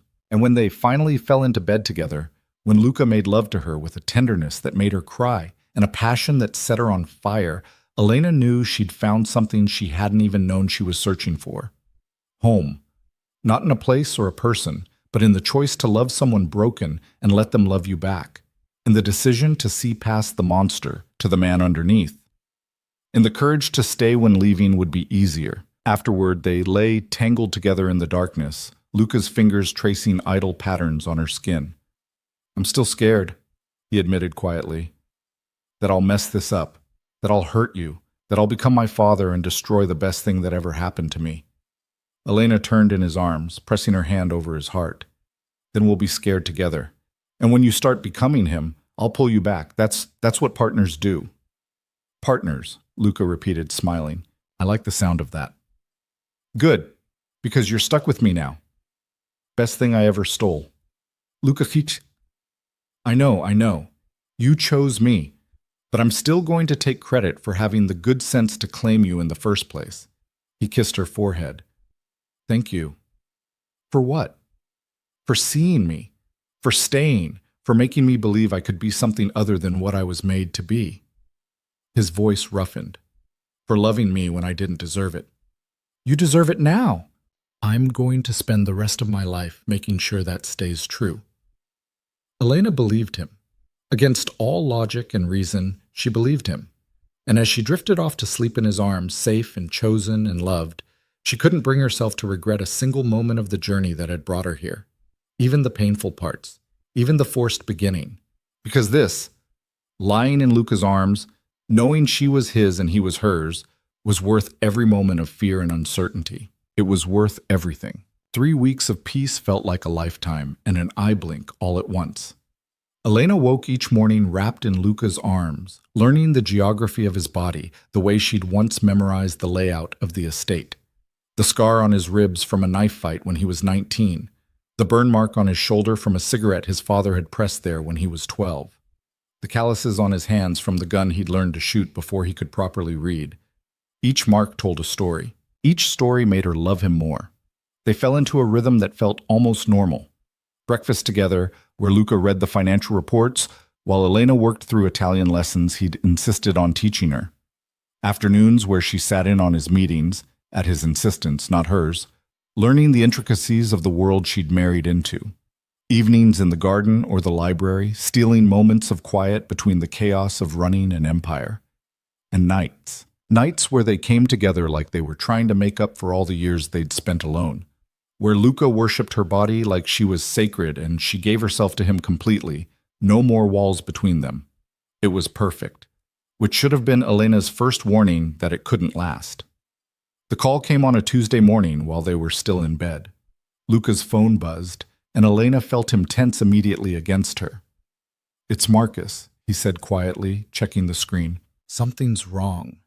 He answered, and Elena watched his face transform. The softness that had been there moments ago vanished, replaced by cold calculation.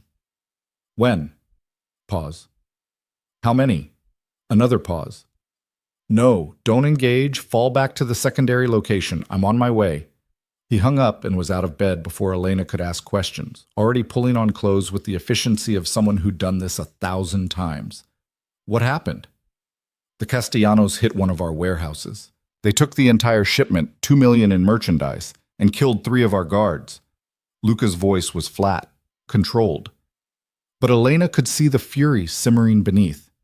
"This is a declaration of war." Elena's blood ran cold. "The Castellanos? I thought Victor was our only threat." "Victor was the threat we knew about. The Castellanos have been quiet for months, letting us think they'd accepted the new territory lines." He strapped on his shoulder holster, checking his gun with practiced ease. "Apparently they were just waiting for the right moment to strike." "What are you going to do?" Luca paused, looking at her with an expression that made her heart sink. "What I have to. They killed my men, Elena. Stole from me. If I don't respond, every family on the East Coast will see it as weakness." "So you're going to kill them back, start another war?" "I'm going to defend what's mine." "And how is that different from what the Kozlovs did? What you almost went to war over before I stopped you?" Elena climbed out of bed, wrapping herself in a robe. "Luca, we just negotiated peace. If you retaliate now, you'll destroy everything we built. They destroyed it when they attacked my people. He crossed to her, gripping her shoulders.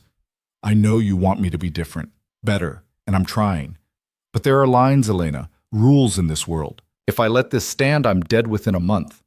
Then find another way. The way we did with Victor. There is no other way with the Castellanos. They're not like Victor. They don't respect strength through negotiation. They only understand violence. His jaw clenched. I have to go. Stay here. Don't leave the estate. I'll have extra guards posted. Luca? But he was already kissing her, hard, desperate, like it might be the last time. I love you, he said against her lips. No matter what happens, remember that. Then he was gone, leaving Elena alone with a sick feeling of dread in her stomach. She tried to follow his orders. Really, she did. She stayed in the estate, paced the rooms they'd shared, attempted to read and couldn't focus on a single word. Mrs. Harlow brought her lunch that she didn't eat. Guards checked on her every hour. But by afternoon, Elena couldn't take it anymore. She needed to know what was happening, needed to see if Luca was okay. She found James in his garage, the young driver who'd taken her to Victor's restaurant. I need you to take me into the city, she said. James looked terrified. Ma'am, Mr. Devereaux specifically said, I know what he said, but I'm asking you to trust me. Please, James, I need to find him before he does something we can't come back from. The young man hesitated, clearly torn between his orders and the pleading in her eyes. Finally, he nodded. If he kills me for this, I'm haunting you. Deal. The city felt different now, dangerous. Elena watched the streets pass, seeing the world Luca inhabited with new eyes. The restaurants and clubs that laundered money. The warehouses that stored illegal shipments. The people on the corners who reported to someone who reported to someone who eventually reported to her husband. This was his kingdom, built on blood and fear and careful negotiation. And she was about to walk into the heart of it. James took her to an industrial area on the waterfront. Abandoned buildings and rusted shipping containers. The kind of place where bad things happened and no one asked questions. He's in there, James said, pointing to a warehouse with blacked-out windows. But ma'am, I really don't think... Stay with the car. If I'm not back in 30 minutes, call Mrs. Harlow. Elena stepped out before he could argue, her heart pounding as she approached the warehouse. 2 guards stood at the entrance, both stiffening as they saw her. Mrs. Devereaux. The taller one looked panicked. You shouldn't be here. Where's my husband? Inside, but then that's where I need to be. She pushed past them before they could stop her, stepping into a warehouse that smelled like oil and fear and something copper-sweet that made her stomach turn. Blood. The space was vast and dimly lit. In the center, surrounded by Luca's men, 3 men knelt on the concrete floor, bound, beaten. Castellano soldiers, Elena guessed from the terror in their eyes. And standing over them, gun in hand, was Luca.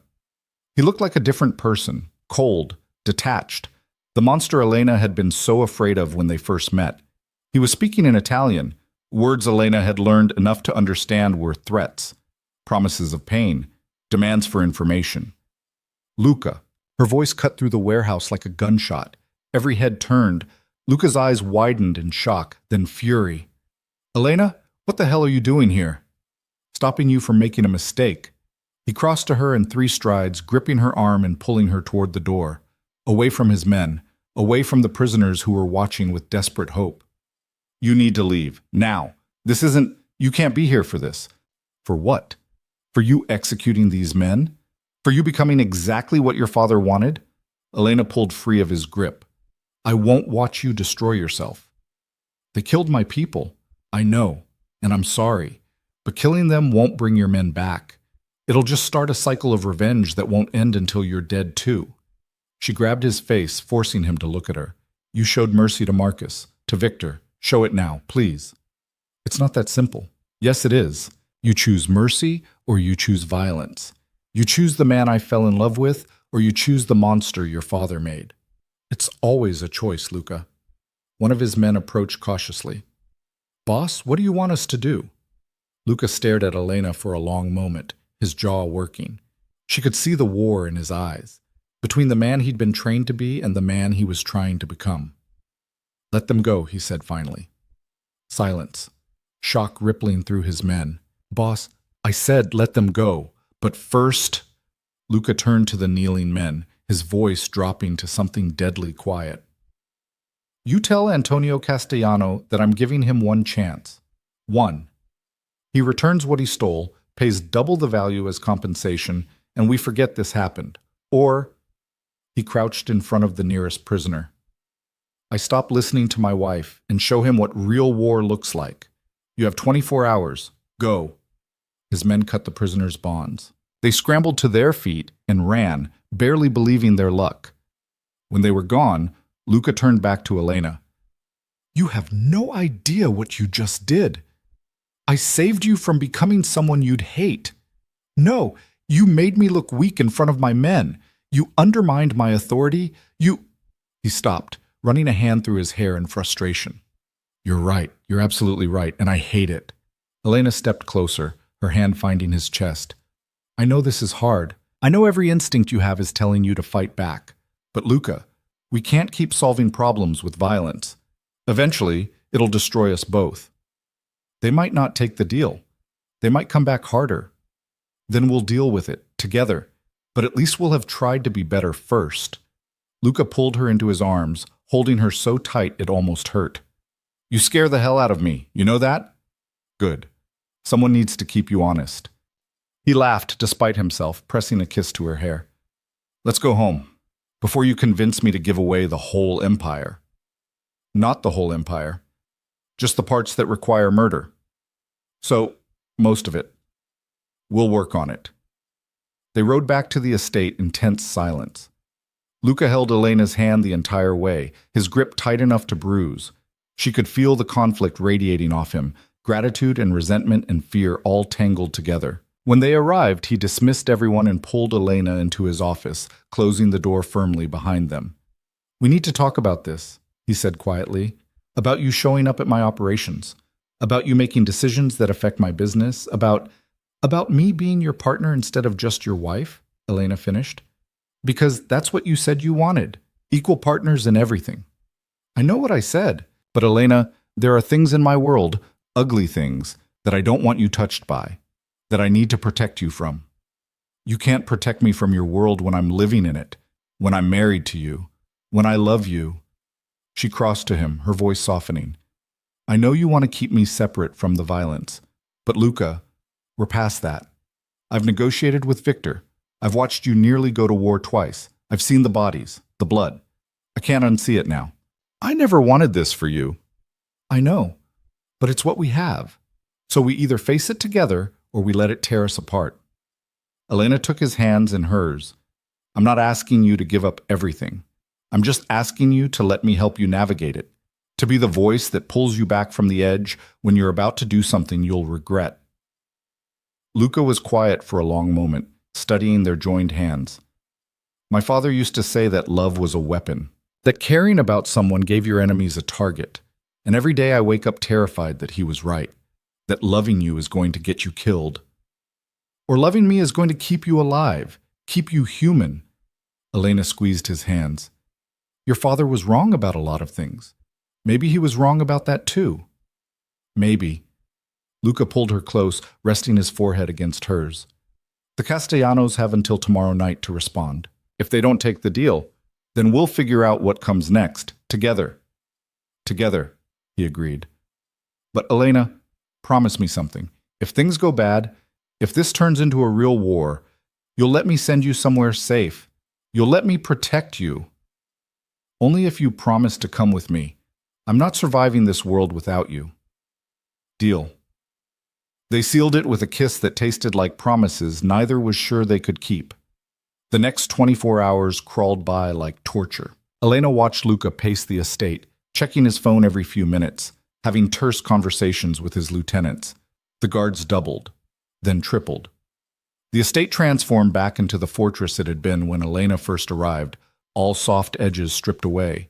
She tried to stay calm, failed miserably. Made it through dinner without tasting a single bite. Went to bed beside Luca but couldn't sleep, both of them lying awake in the darkness, waiting. The call came at 11:47 p.m. Luca's phone lit up the dark room. He answered immediately, his voice neutral, Professional. Devereaux. Pause. I'm listening. Longer pause. Agreed. Tomorrow at noon. Neutral ground. And Antonio, his voice dropped. If this is a setup, there won't be enough left of your family to fill a coffin. We clear? He hung up and turned to Elena in the darkness.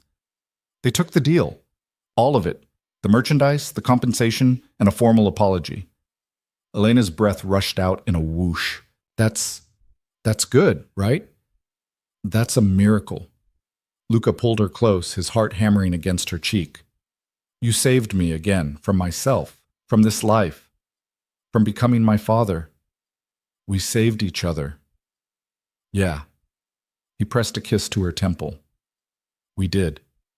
But Elena could hear something in his voice. Relief, yes, but also something else. Fear, maybe. Or resignation. What is it? She asked. What aren't you telling me? Luca was quiet for a long moment. Then, the other families are talking about how I've gone soft, how my wife has too much influence, how I'm making decisions based on emotion instead of strategy. Elena's stomach dropped. Is that going to be a problem? It already is. 3 of my smaller operations have been hit in the last week. Nothing major, just tests. Seeing how I'll respond, seeing if the rumors are true. What rumors? That Luca Devereaux has lost his edge, that loving his wife has made him weak, that he's vulnerable now in ways he never was before. He turned to face her fully. They're not entirely wrong. Luca, I don't regret it, any of it. You've made me better, human. But in this world, being human is dangerous. It gives people leverage. And sooner or later, someone's going to try to use you against me. Elena's throat tightened. So what do? We prove them wrong. We show them that mercy isn't weakness, that being human doesn't make me vulnerable. It makes me unpredictable, harder to read, more dangerous than I ever was before. His hand found her face in the darkness. But Elena, that means you have to be strong, visible, a partner in every sense.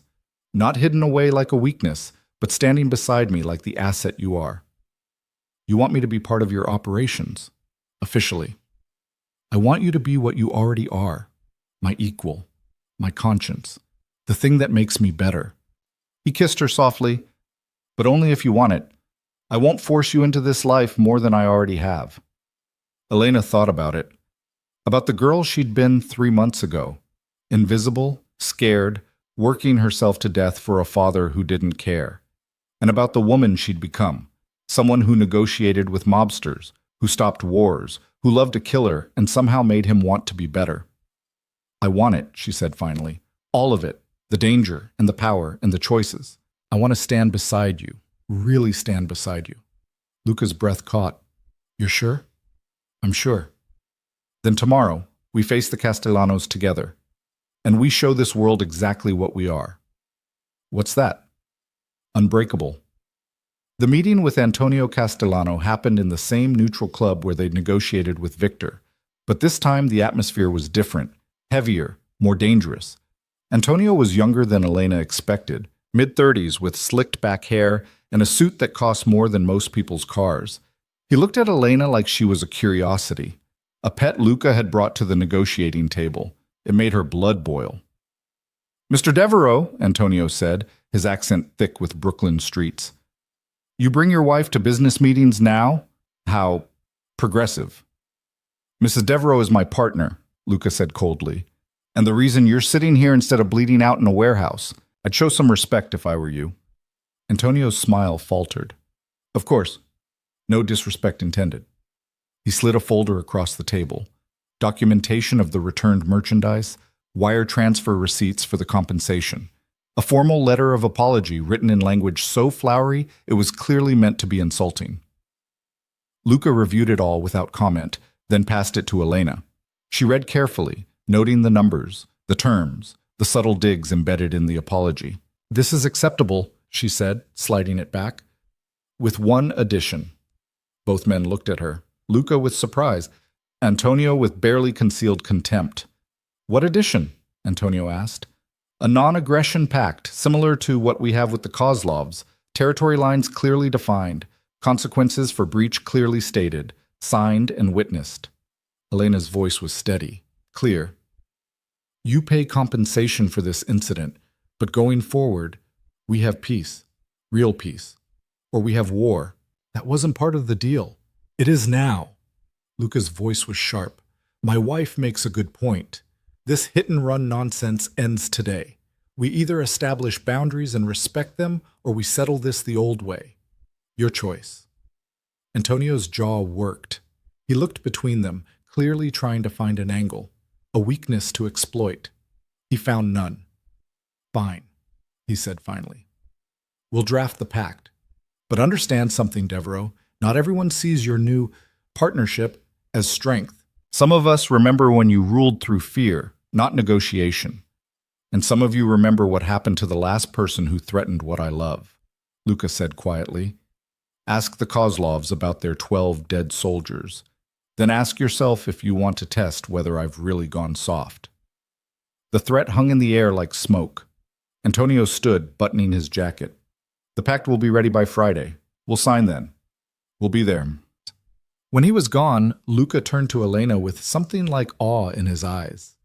A non-aggression pact. Why didn't I think of that? Because you were too busy being angry to think strategically. Elena's hand found his under the table. But that's what I'm here for, to think clearly when you can't. You're incredible. You know that? I'm learning. They left the club hand in hand, and Elena felt something shift. Not just between them, but in the world around them. The guards looked at her differently, with respect instead of just obligation. The people they passed on the street seemed to sense the power dynamic. This wasn't a mobster and his trophy wife. This was a partnership, something to be feared and respected in equal measure. I need to tell you something, Luca said as they drove home. Something I've been putting off because I didn't want to burden you with it. Elena's stomach tightened. What? There's a meeting next month. All the East Coast families. It happens once a year. We discuss territories, settle disputes, make deals. And this year, because of everything that's happened, all eyes are going to be on us. He squeezed her hand. On you. They're going to want to meet the woman who's changing how business is done. Who's making Luca Devereaux show mercy. Is that going to be a problem? It's going to be a test. They'll push.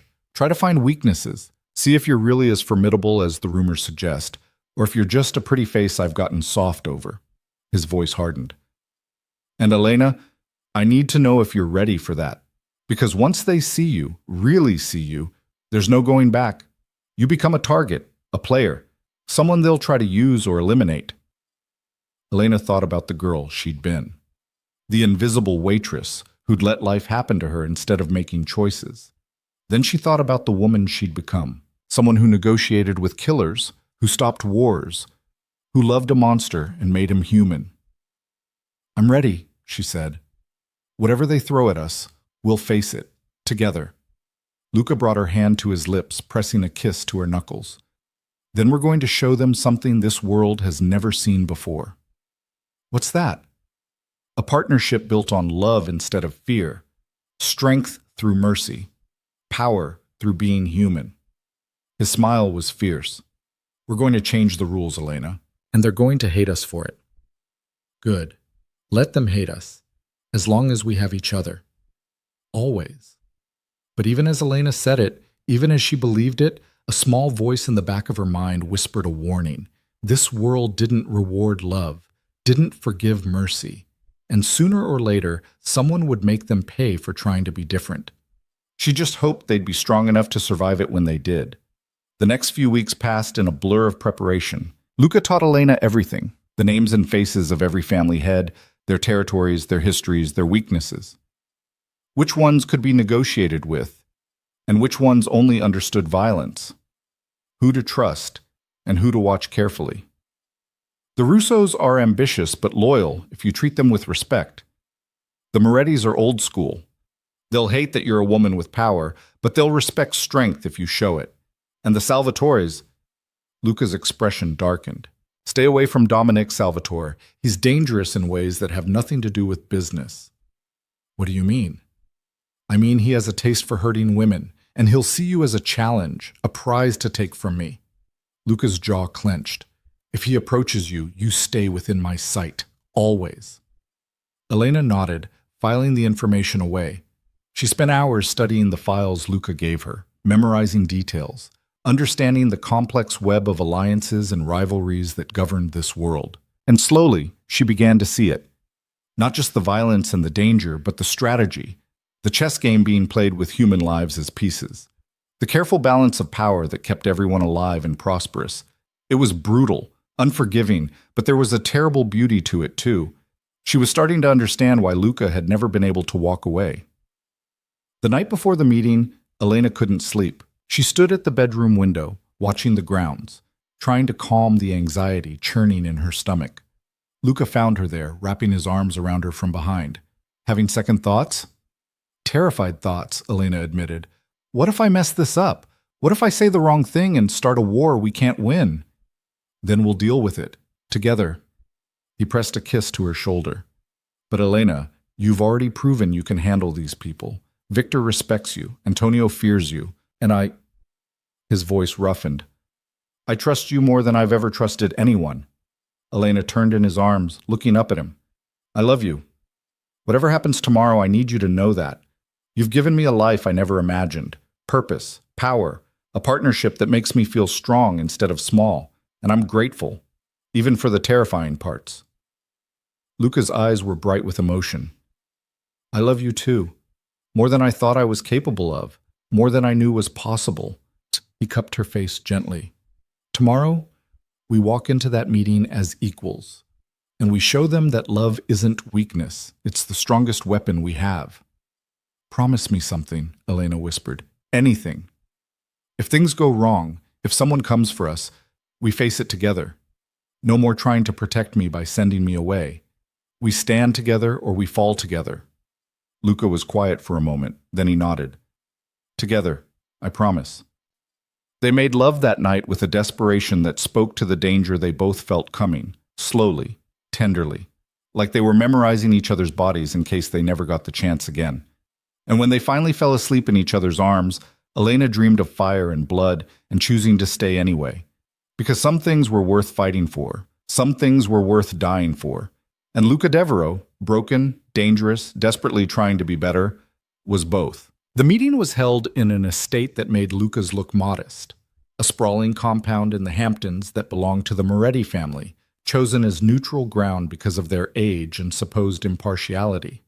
Elena rode in silence beside Luca, her hand clasped tightly in his, both of them dressed for war disguised as diplomacy. She wore a midnight blue dress that was elegant without being soft, expensive without being ostentatious, a statement that she belonged here. 4 cars followed theirs, guards, protection, a show of strength that every family would be making. Remember what I told you, Luca said quietly as they pulled through the gates.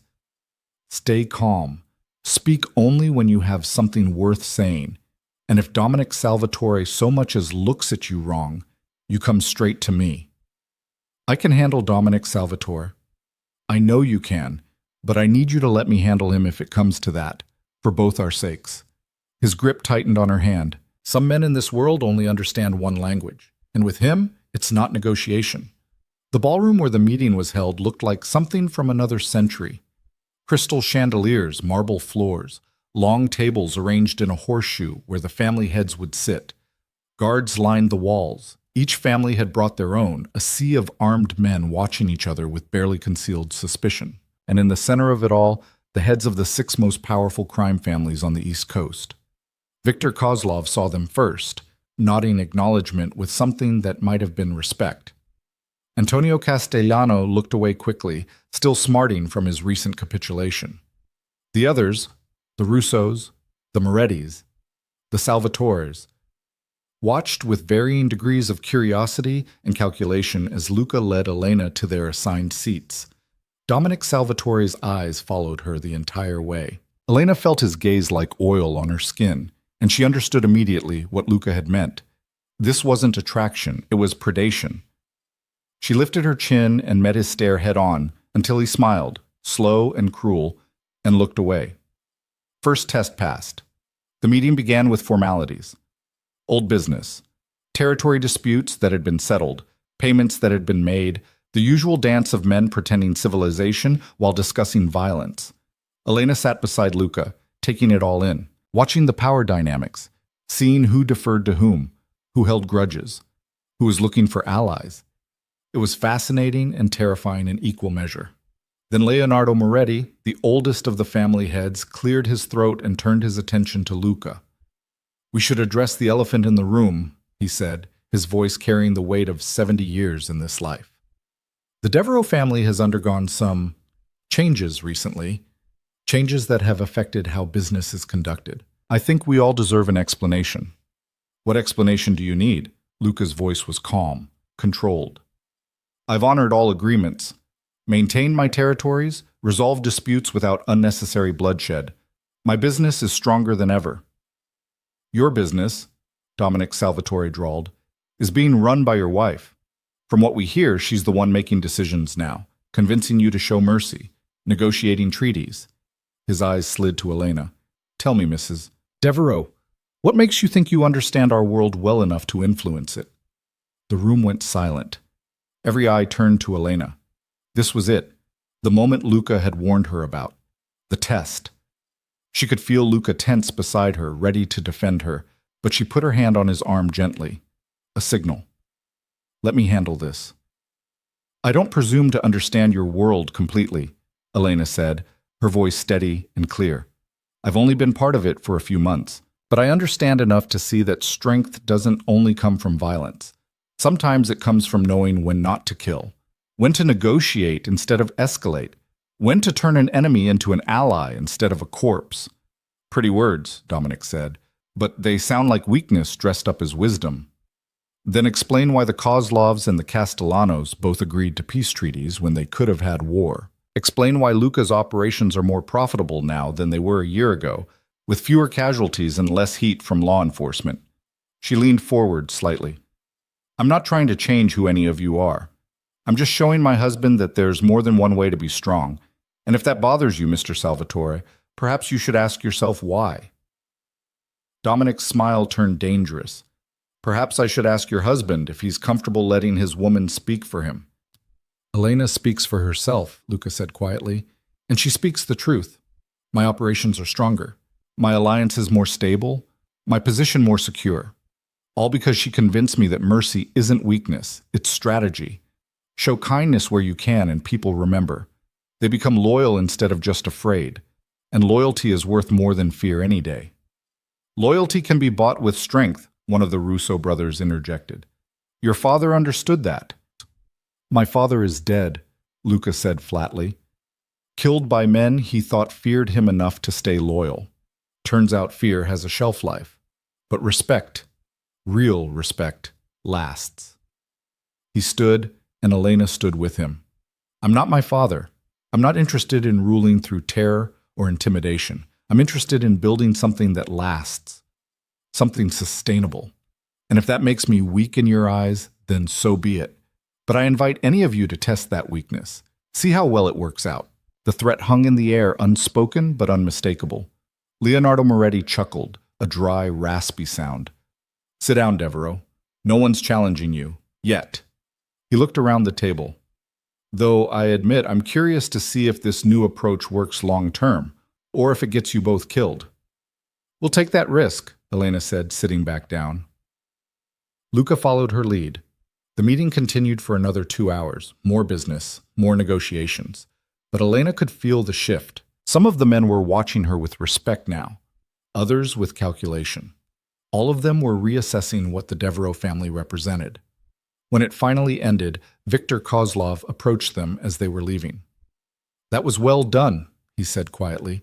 "You made them think. That's more than most achieve at these gatherings." "Thank you," Elena said. "A word of warning, though."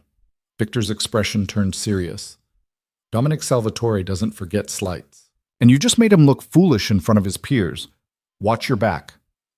"We will," Luca said, his hand finding Elena's. "Thanks for the heads up." They made it to the car without incident, both exhaling in relief once they were safely inside. "You were incredible," Luca said, pulling her close. "The way you stood up to Dominic. The way you articulated exactly what we've been trying to build. Elena, you just changed the conversation for every family at that table. I just told the truth. The truth is dangerous in this world, but you made it powerful. He kissed her softly. I'm so proud of you. Elena leaned into him, feeling the adrenaline slowly drain away. Victor was right, though. Dominic is going to come for us. I saw it in his eyes. Let him try. We'll be ready. But as they drove home through the fading daylight, Elena couldn't shake the feeling that something terrible was coming, that they'd passed one test only to trigger a harder one. She just didn't know how right she was. The attack came 3 days later, and it came when they were most vulnerable. Elena and Luca had gone into the city for dinner, a rare night out, just the two of them, trying to pretend they were a normal couple for a few hours. They'd left most of the guards at the estate, taking only 2 cars of security. A calculated risk that Luca had assured her was safe. He'd been wrong. They were driving through a quiet neighborhood when the first shots rang out. The car in front of them exploded in a ball of fire, flipping end over end. The car behind them swerved, taking fire from both sides. Down! Luca shoved Elena to the floor, covering her body with his as bullets tore through the windows. Glass rained down on them. Their driver was hit, slumping forward onto the horn. The car veered wildly, jumping the curb and slamming into a building. The impact threw Elena forward despite Luca's grip, her head cracking against the seat in front of her. Stars exploded across her vision. Elena! Luca's voice sounded distant, muffled. Elena, talk to me. I'm okay, she managed, though her head was screaming and she could taste blood. I'm okay. Luca kicked out the shattered window and pulled her through it, half carrying her into the cover of the building. Gunfire echoed all around them. Screams, the sound of engines and running feet. How many? Luca shouted at one of his guards, who'd taken cover nearby. At least 12, maybe more. They've got us surrounded. Luca cursed viciously, checking Elena over for injuries. Blood ran down her face from a cut on her forehead, and her shoulder ached where she'd hit it, but nothing felt broken. We need to move, Luca said. Get to the secondary extraction point. Can you run? Yes. He pulled his gun, making sure it was loaded. Then he looked at Elena with an intensity that stole her breath. No matter what happens, you stay behind me. You don't play hero. You don't try to save me. You survive. Understood? Luca, promise me, Elena. Promise me you'll survive this. She wanted to argue, wanted to say they'd both survive or neither would, but the look in his eyes stopped her. I promise. They ran. Through alleys and side streets, Luca leading the way with his remaining guards providing cover. Behind them, the attackers pursued, organized, professional, clearly not stopping until one side was dead. Salvatore's men. It had to be. This wasn't random. This was an execution. They made it 4 blocks before they were cornered in a dead-end alley. Luca positioned Elena behind him, against the wall, his body a shield between her and the men closing in. 8 of them, all armed, all advancing with the confidence of people who knew they had their target trapped. Luca Devereaux, the leader said, his accent marking him as Salvatore family. Mr. Salvatore sends his regards, says to tell you that mercy is weakness after all, and weakness gets you killed. Tell Dominic he's made a mistake, Luca said calmly, too calmly. Tell him coming for my wife was the last mistake he'll ever make. You won't be alive to make good on that threat. The man raised his gun. Time seemed to slow. Elena watched it happen like she was outside her body, saw the finger tighten on the trigger, saw Luca shift, putting himself more firmly between her and the barrel, saw his absolute certainty that he was about to die protecting her. And Elena made a choice. She stepped out from behind him, raising her hands. Wait! Her voice cut through the alley. Wait! Don't shoot! Elena, what are you... I'm what Dominic really wants, aren't I? She looked at the leader. The woman who embarrassed him, who spoke back, who changed the rules.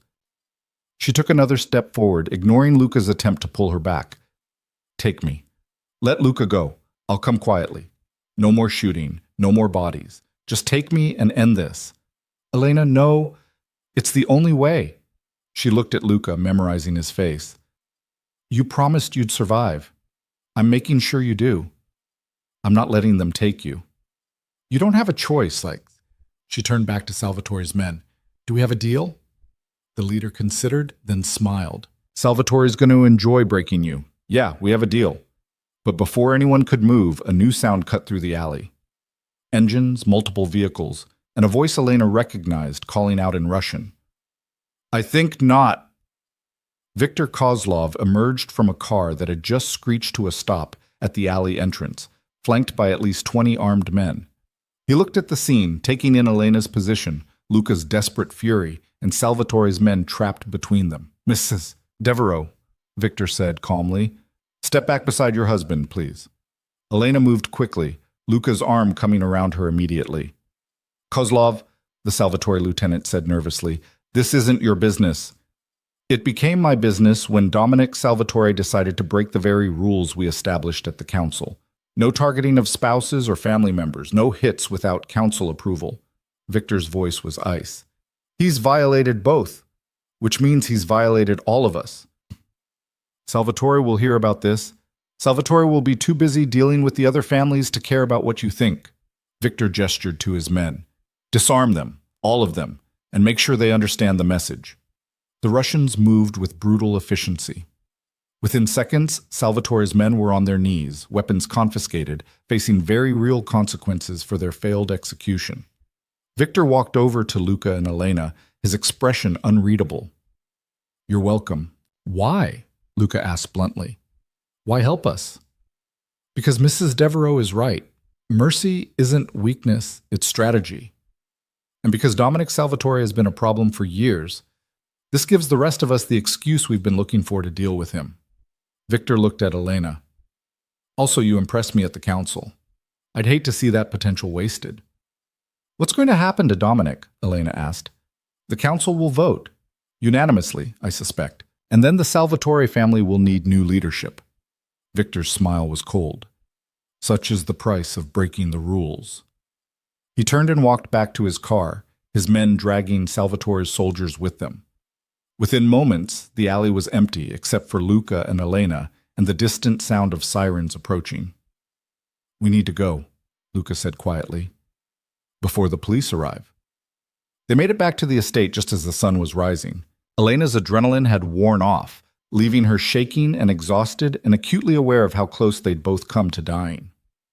Mrs. Harlow was waiting with medical supplies, tending to Elena's cut and bruised shoulder with gentle efficiency, while Luca made phone calls, mobilizing every resource he had. The council is meeting tonight, he told Elena when he finally hung up.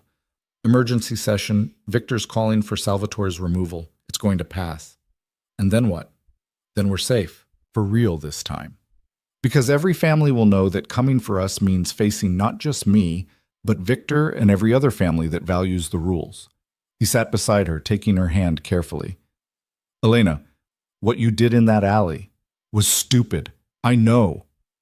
Was the bravest thing I've ever seen, and the most terrifying. His voice cracked. You were going to sacrifice yourself for me. You were going to die protecting me. I just evened the odds. I love you so much it scares me. Luca pressed his forehead to hers. When I saw you step out from behind me, offering yourself, Elena, my heart stopped. I faced death 100 times without flinching, but the thought of losing you, you didn't lose me. We're both here, we both survived. Because Victor intervened. If he hadn't, but he did. Because of the alliances we built, the mercy we showed, the different way of doing things that made him respect us. Elena cupped his face. Don't you see? Everything we've been trying to do, it worked. It actually worked. Luca pulled her close, and Elena felt him trembling. This man who'd survived so much, who'd been trained never to show weakness, was shaking in her arms. I can't do this without you, he whispered. I thought I could. Thought I was strong enough. But Elena, you've become the thing that keeps me human.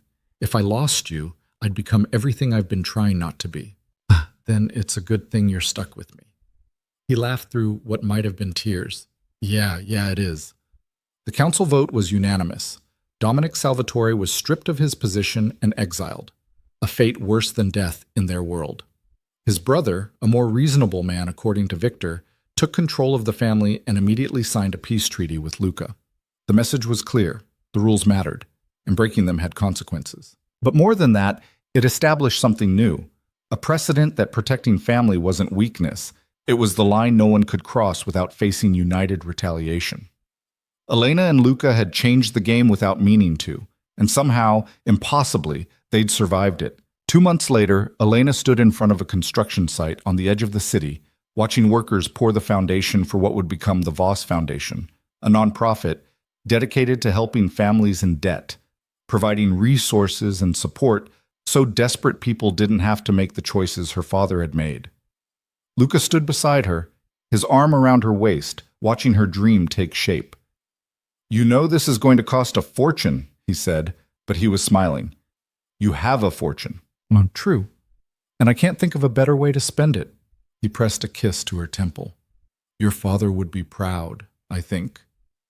My father would be confused, but maybe that's the point." Elena leaned into him, taking the worst thing he did and turning it into something good, making sure other people don't end up trapped the way I was. "You were never trapped. You just didn't know how strong you were yet." "I didn't know a lot of things, like that I could love someone who bought me, that I could be part of this world without losing myself, that mercy could be powerful." She turned in his arms, looking up at him. "You taught me all of that." "We taught each other." They stood there watching the sun set over the construction site, two people who'd started as captor and captive and somehow become partners. Equals. Something neither had thought possible. "Marry me again?" Luca said suddenly. Elena blinked. "What?" "Marry me again, but this time do it right. No debts, no force, just you and me choosing each other." His eyes were bright with emotion. "I want to stand across from you and say vows that mean something, that aren't tainted by how this started. I want to give you the choice I took from you the first time." Elena's throat tightened. "Luca, you don't have to answer now. Think about it. But Elena, I want to marry the woman who stopped a war, who negotiated with killers, who made me believe I could be better, not the terrified girl I forced to the altar." He cupped her face gently. "Will you think about it?" "I don't need to think about it." Elena smiled through tears. Yes, I'll marry you again as many times as you want, because you're right. I'm not that terrified girl anymore. I'm someone who chose this life, chose you, and I'd choose you again every single day." Luca kissed her like she was oxygen and he'd been drowning, like she was the answer to every question he'd ever asked, like she was home. And maybe she was. The second wedding happened on a Sunday morning in the estate gardens, surrounded by flowers instead of guards. Mrs. Harlow was there, crying openly. Marcus and his daughter, healthy now because of the surgery Luca had paid for. Daniel, the man Elena had saved from the Kozlovs. Viktor Kozlov himself standing as witness. Even James the driver grinning like he'd won the lottery. No weapons, no threats.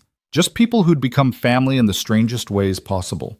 Elena wore white again, but this time it was a dress she'd chosen. Simple, elegant, hers. And when she walked toward Luca through the garden, they'd walked together 100 times. She wasn't being led. She was choosing, every step.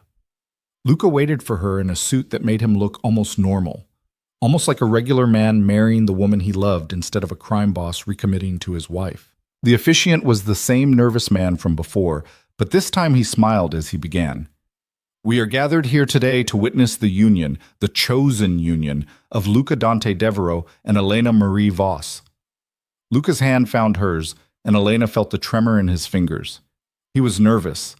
This man who'd faced death 100 times was nervous marrying her. It made her love him even more.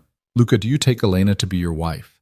To love and cherish, to support and protect, to be her partner in all things for as long as you both shall live?" "I do." His voice was steady. "Sure. I choose her. Today and every day. Not because I have to, but because I want to. Because she's made me believe in things I thought were impossible. Like redemption. And love. And being better than what I was made to be." Elena's eyes filled with tears. "And Elena, do you take Luca to be your husband? To love and cherish, to support and protect, to be his partner in all things, for as long as you both shall live?" "I do." Elena's voice rang clear and strong. "I choose him. Not because I was forced, not because I had no other option, but because he's shown me that people can change, that love can exist in the darkest places, that being strong means knowing when to show mercy. I choose him, every part of him, every day. Luca's eyes were bright with unshed tears. Then by the power vested in me, I now pronounce you husband and wife, again, for real this time. The officiant smiled. You may kiss your bride. Luca pulled Elena into his arms and kissed her in front of everyone. A kiss that was a promise and a celebration and a beginning. A kiss that tasted like freedom and choice and hope. When they pulled apart, cheers erupted from their small gathering. Mrs. Harlow was sobbing. Victor was actually smiling, and Elena felt lighter than she had in her entire life. This was real. This was chosen. This was theirs. The reception was simple, food and music and laughter. Luca danced with Elena in the garden while the sun set, just like they had that first night on the balcony. But this time, there was no fear, no uncertainty, just joy. I have something for you, Luca said as they swayed together. A wedding gift. You already gave me everything. Not everything. He pulled back, reaching into his jacket. Here. He handed her a folder. Elena opened it, confused, then froze. Legal documents, transferring half of everything he owned into her name. The estate, the businesses, the accounts, everything. Luca, what? You said you wanted to be partners, equal partners. This makes it legal. You're not just my wife. You're my partner in every sense. What's mine is yours. His expression was serious, earnest. I'm trusting you with everything, Elena, because you've earned it, because you've proven you can handle it, because I love you, and I want you to know you're not dependent on me. You're not trapped. You could walk away tomorrow and be set for life. I'm not walking away. I know, but now you're choosing to stay because you want to, not because you have to. That matters to me. Elena threw her arms around his neck, kissing him fiercely. I love you so much. I love you too. My wife, my partner, my salvation. They danced until the stars came out, wrapped in each other and the life they'd built from ashes. Later that night, alone in their room, Luca held Elena close and whispered against her hair. Thank you. For what? For seeing me. For staying. For making me believe I could be more than what I was. His voice was rough with emotion. For loving me when I didn't deserve it and making me want to deserve it. You deserve it now, Elena said firmly. You deserve everything. Happiness, peace, love, all of it. So do you. Then I guess we're lucky we found each other. Luck had nothing to do with it. You walked into my life and changed everything, made me question everything, made me want to be better. He kissed her softly.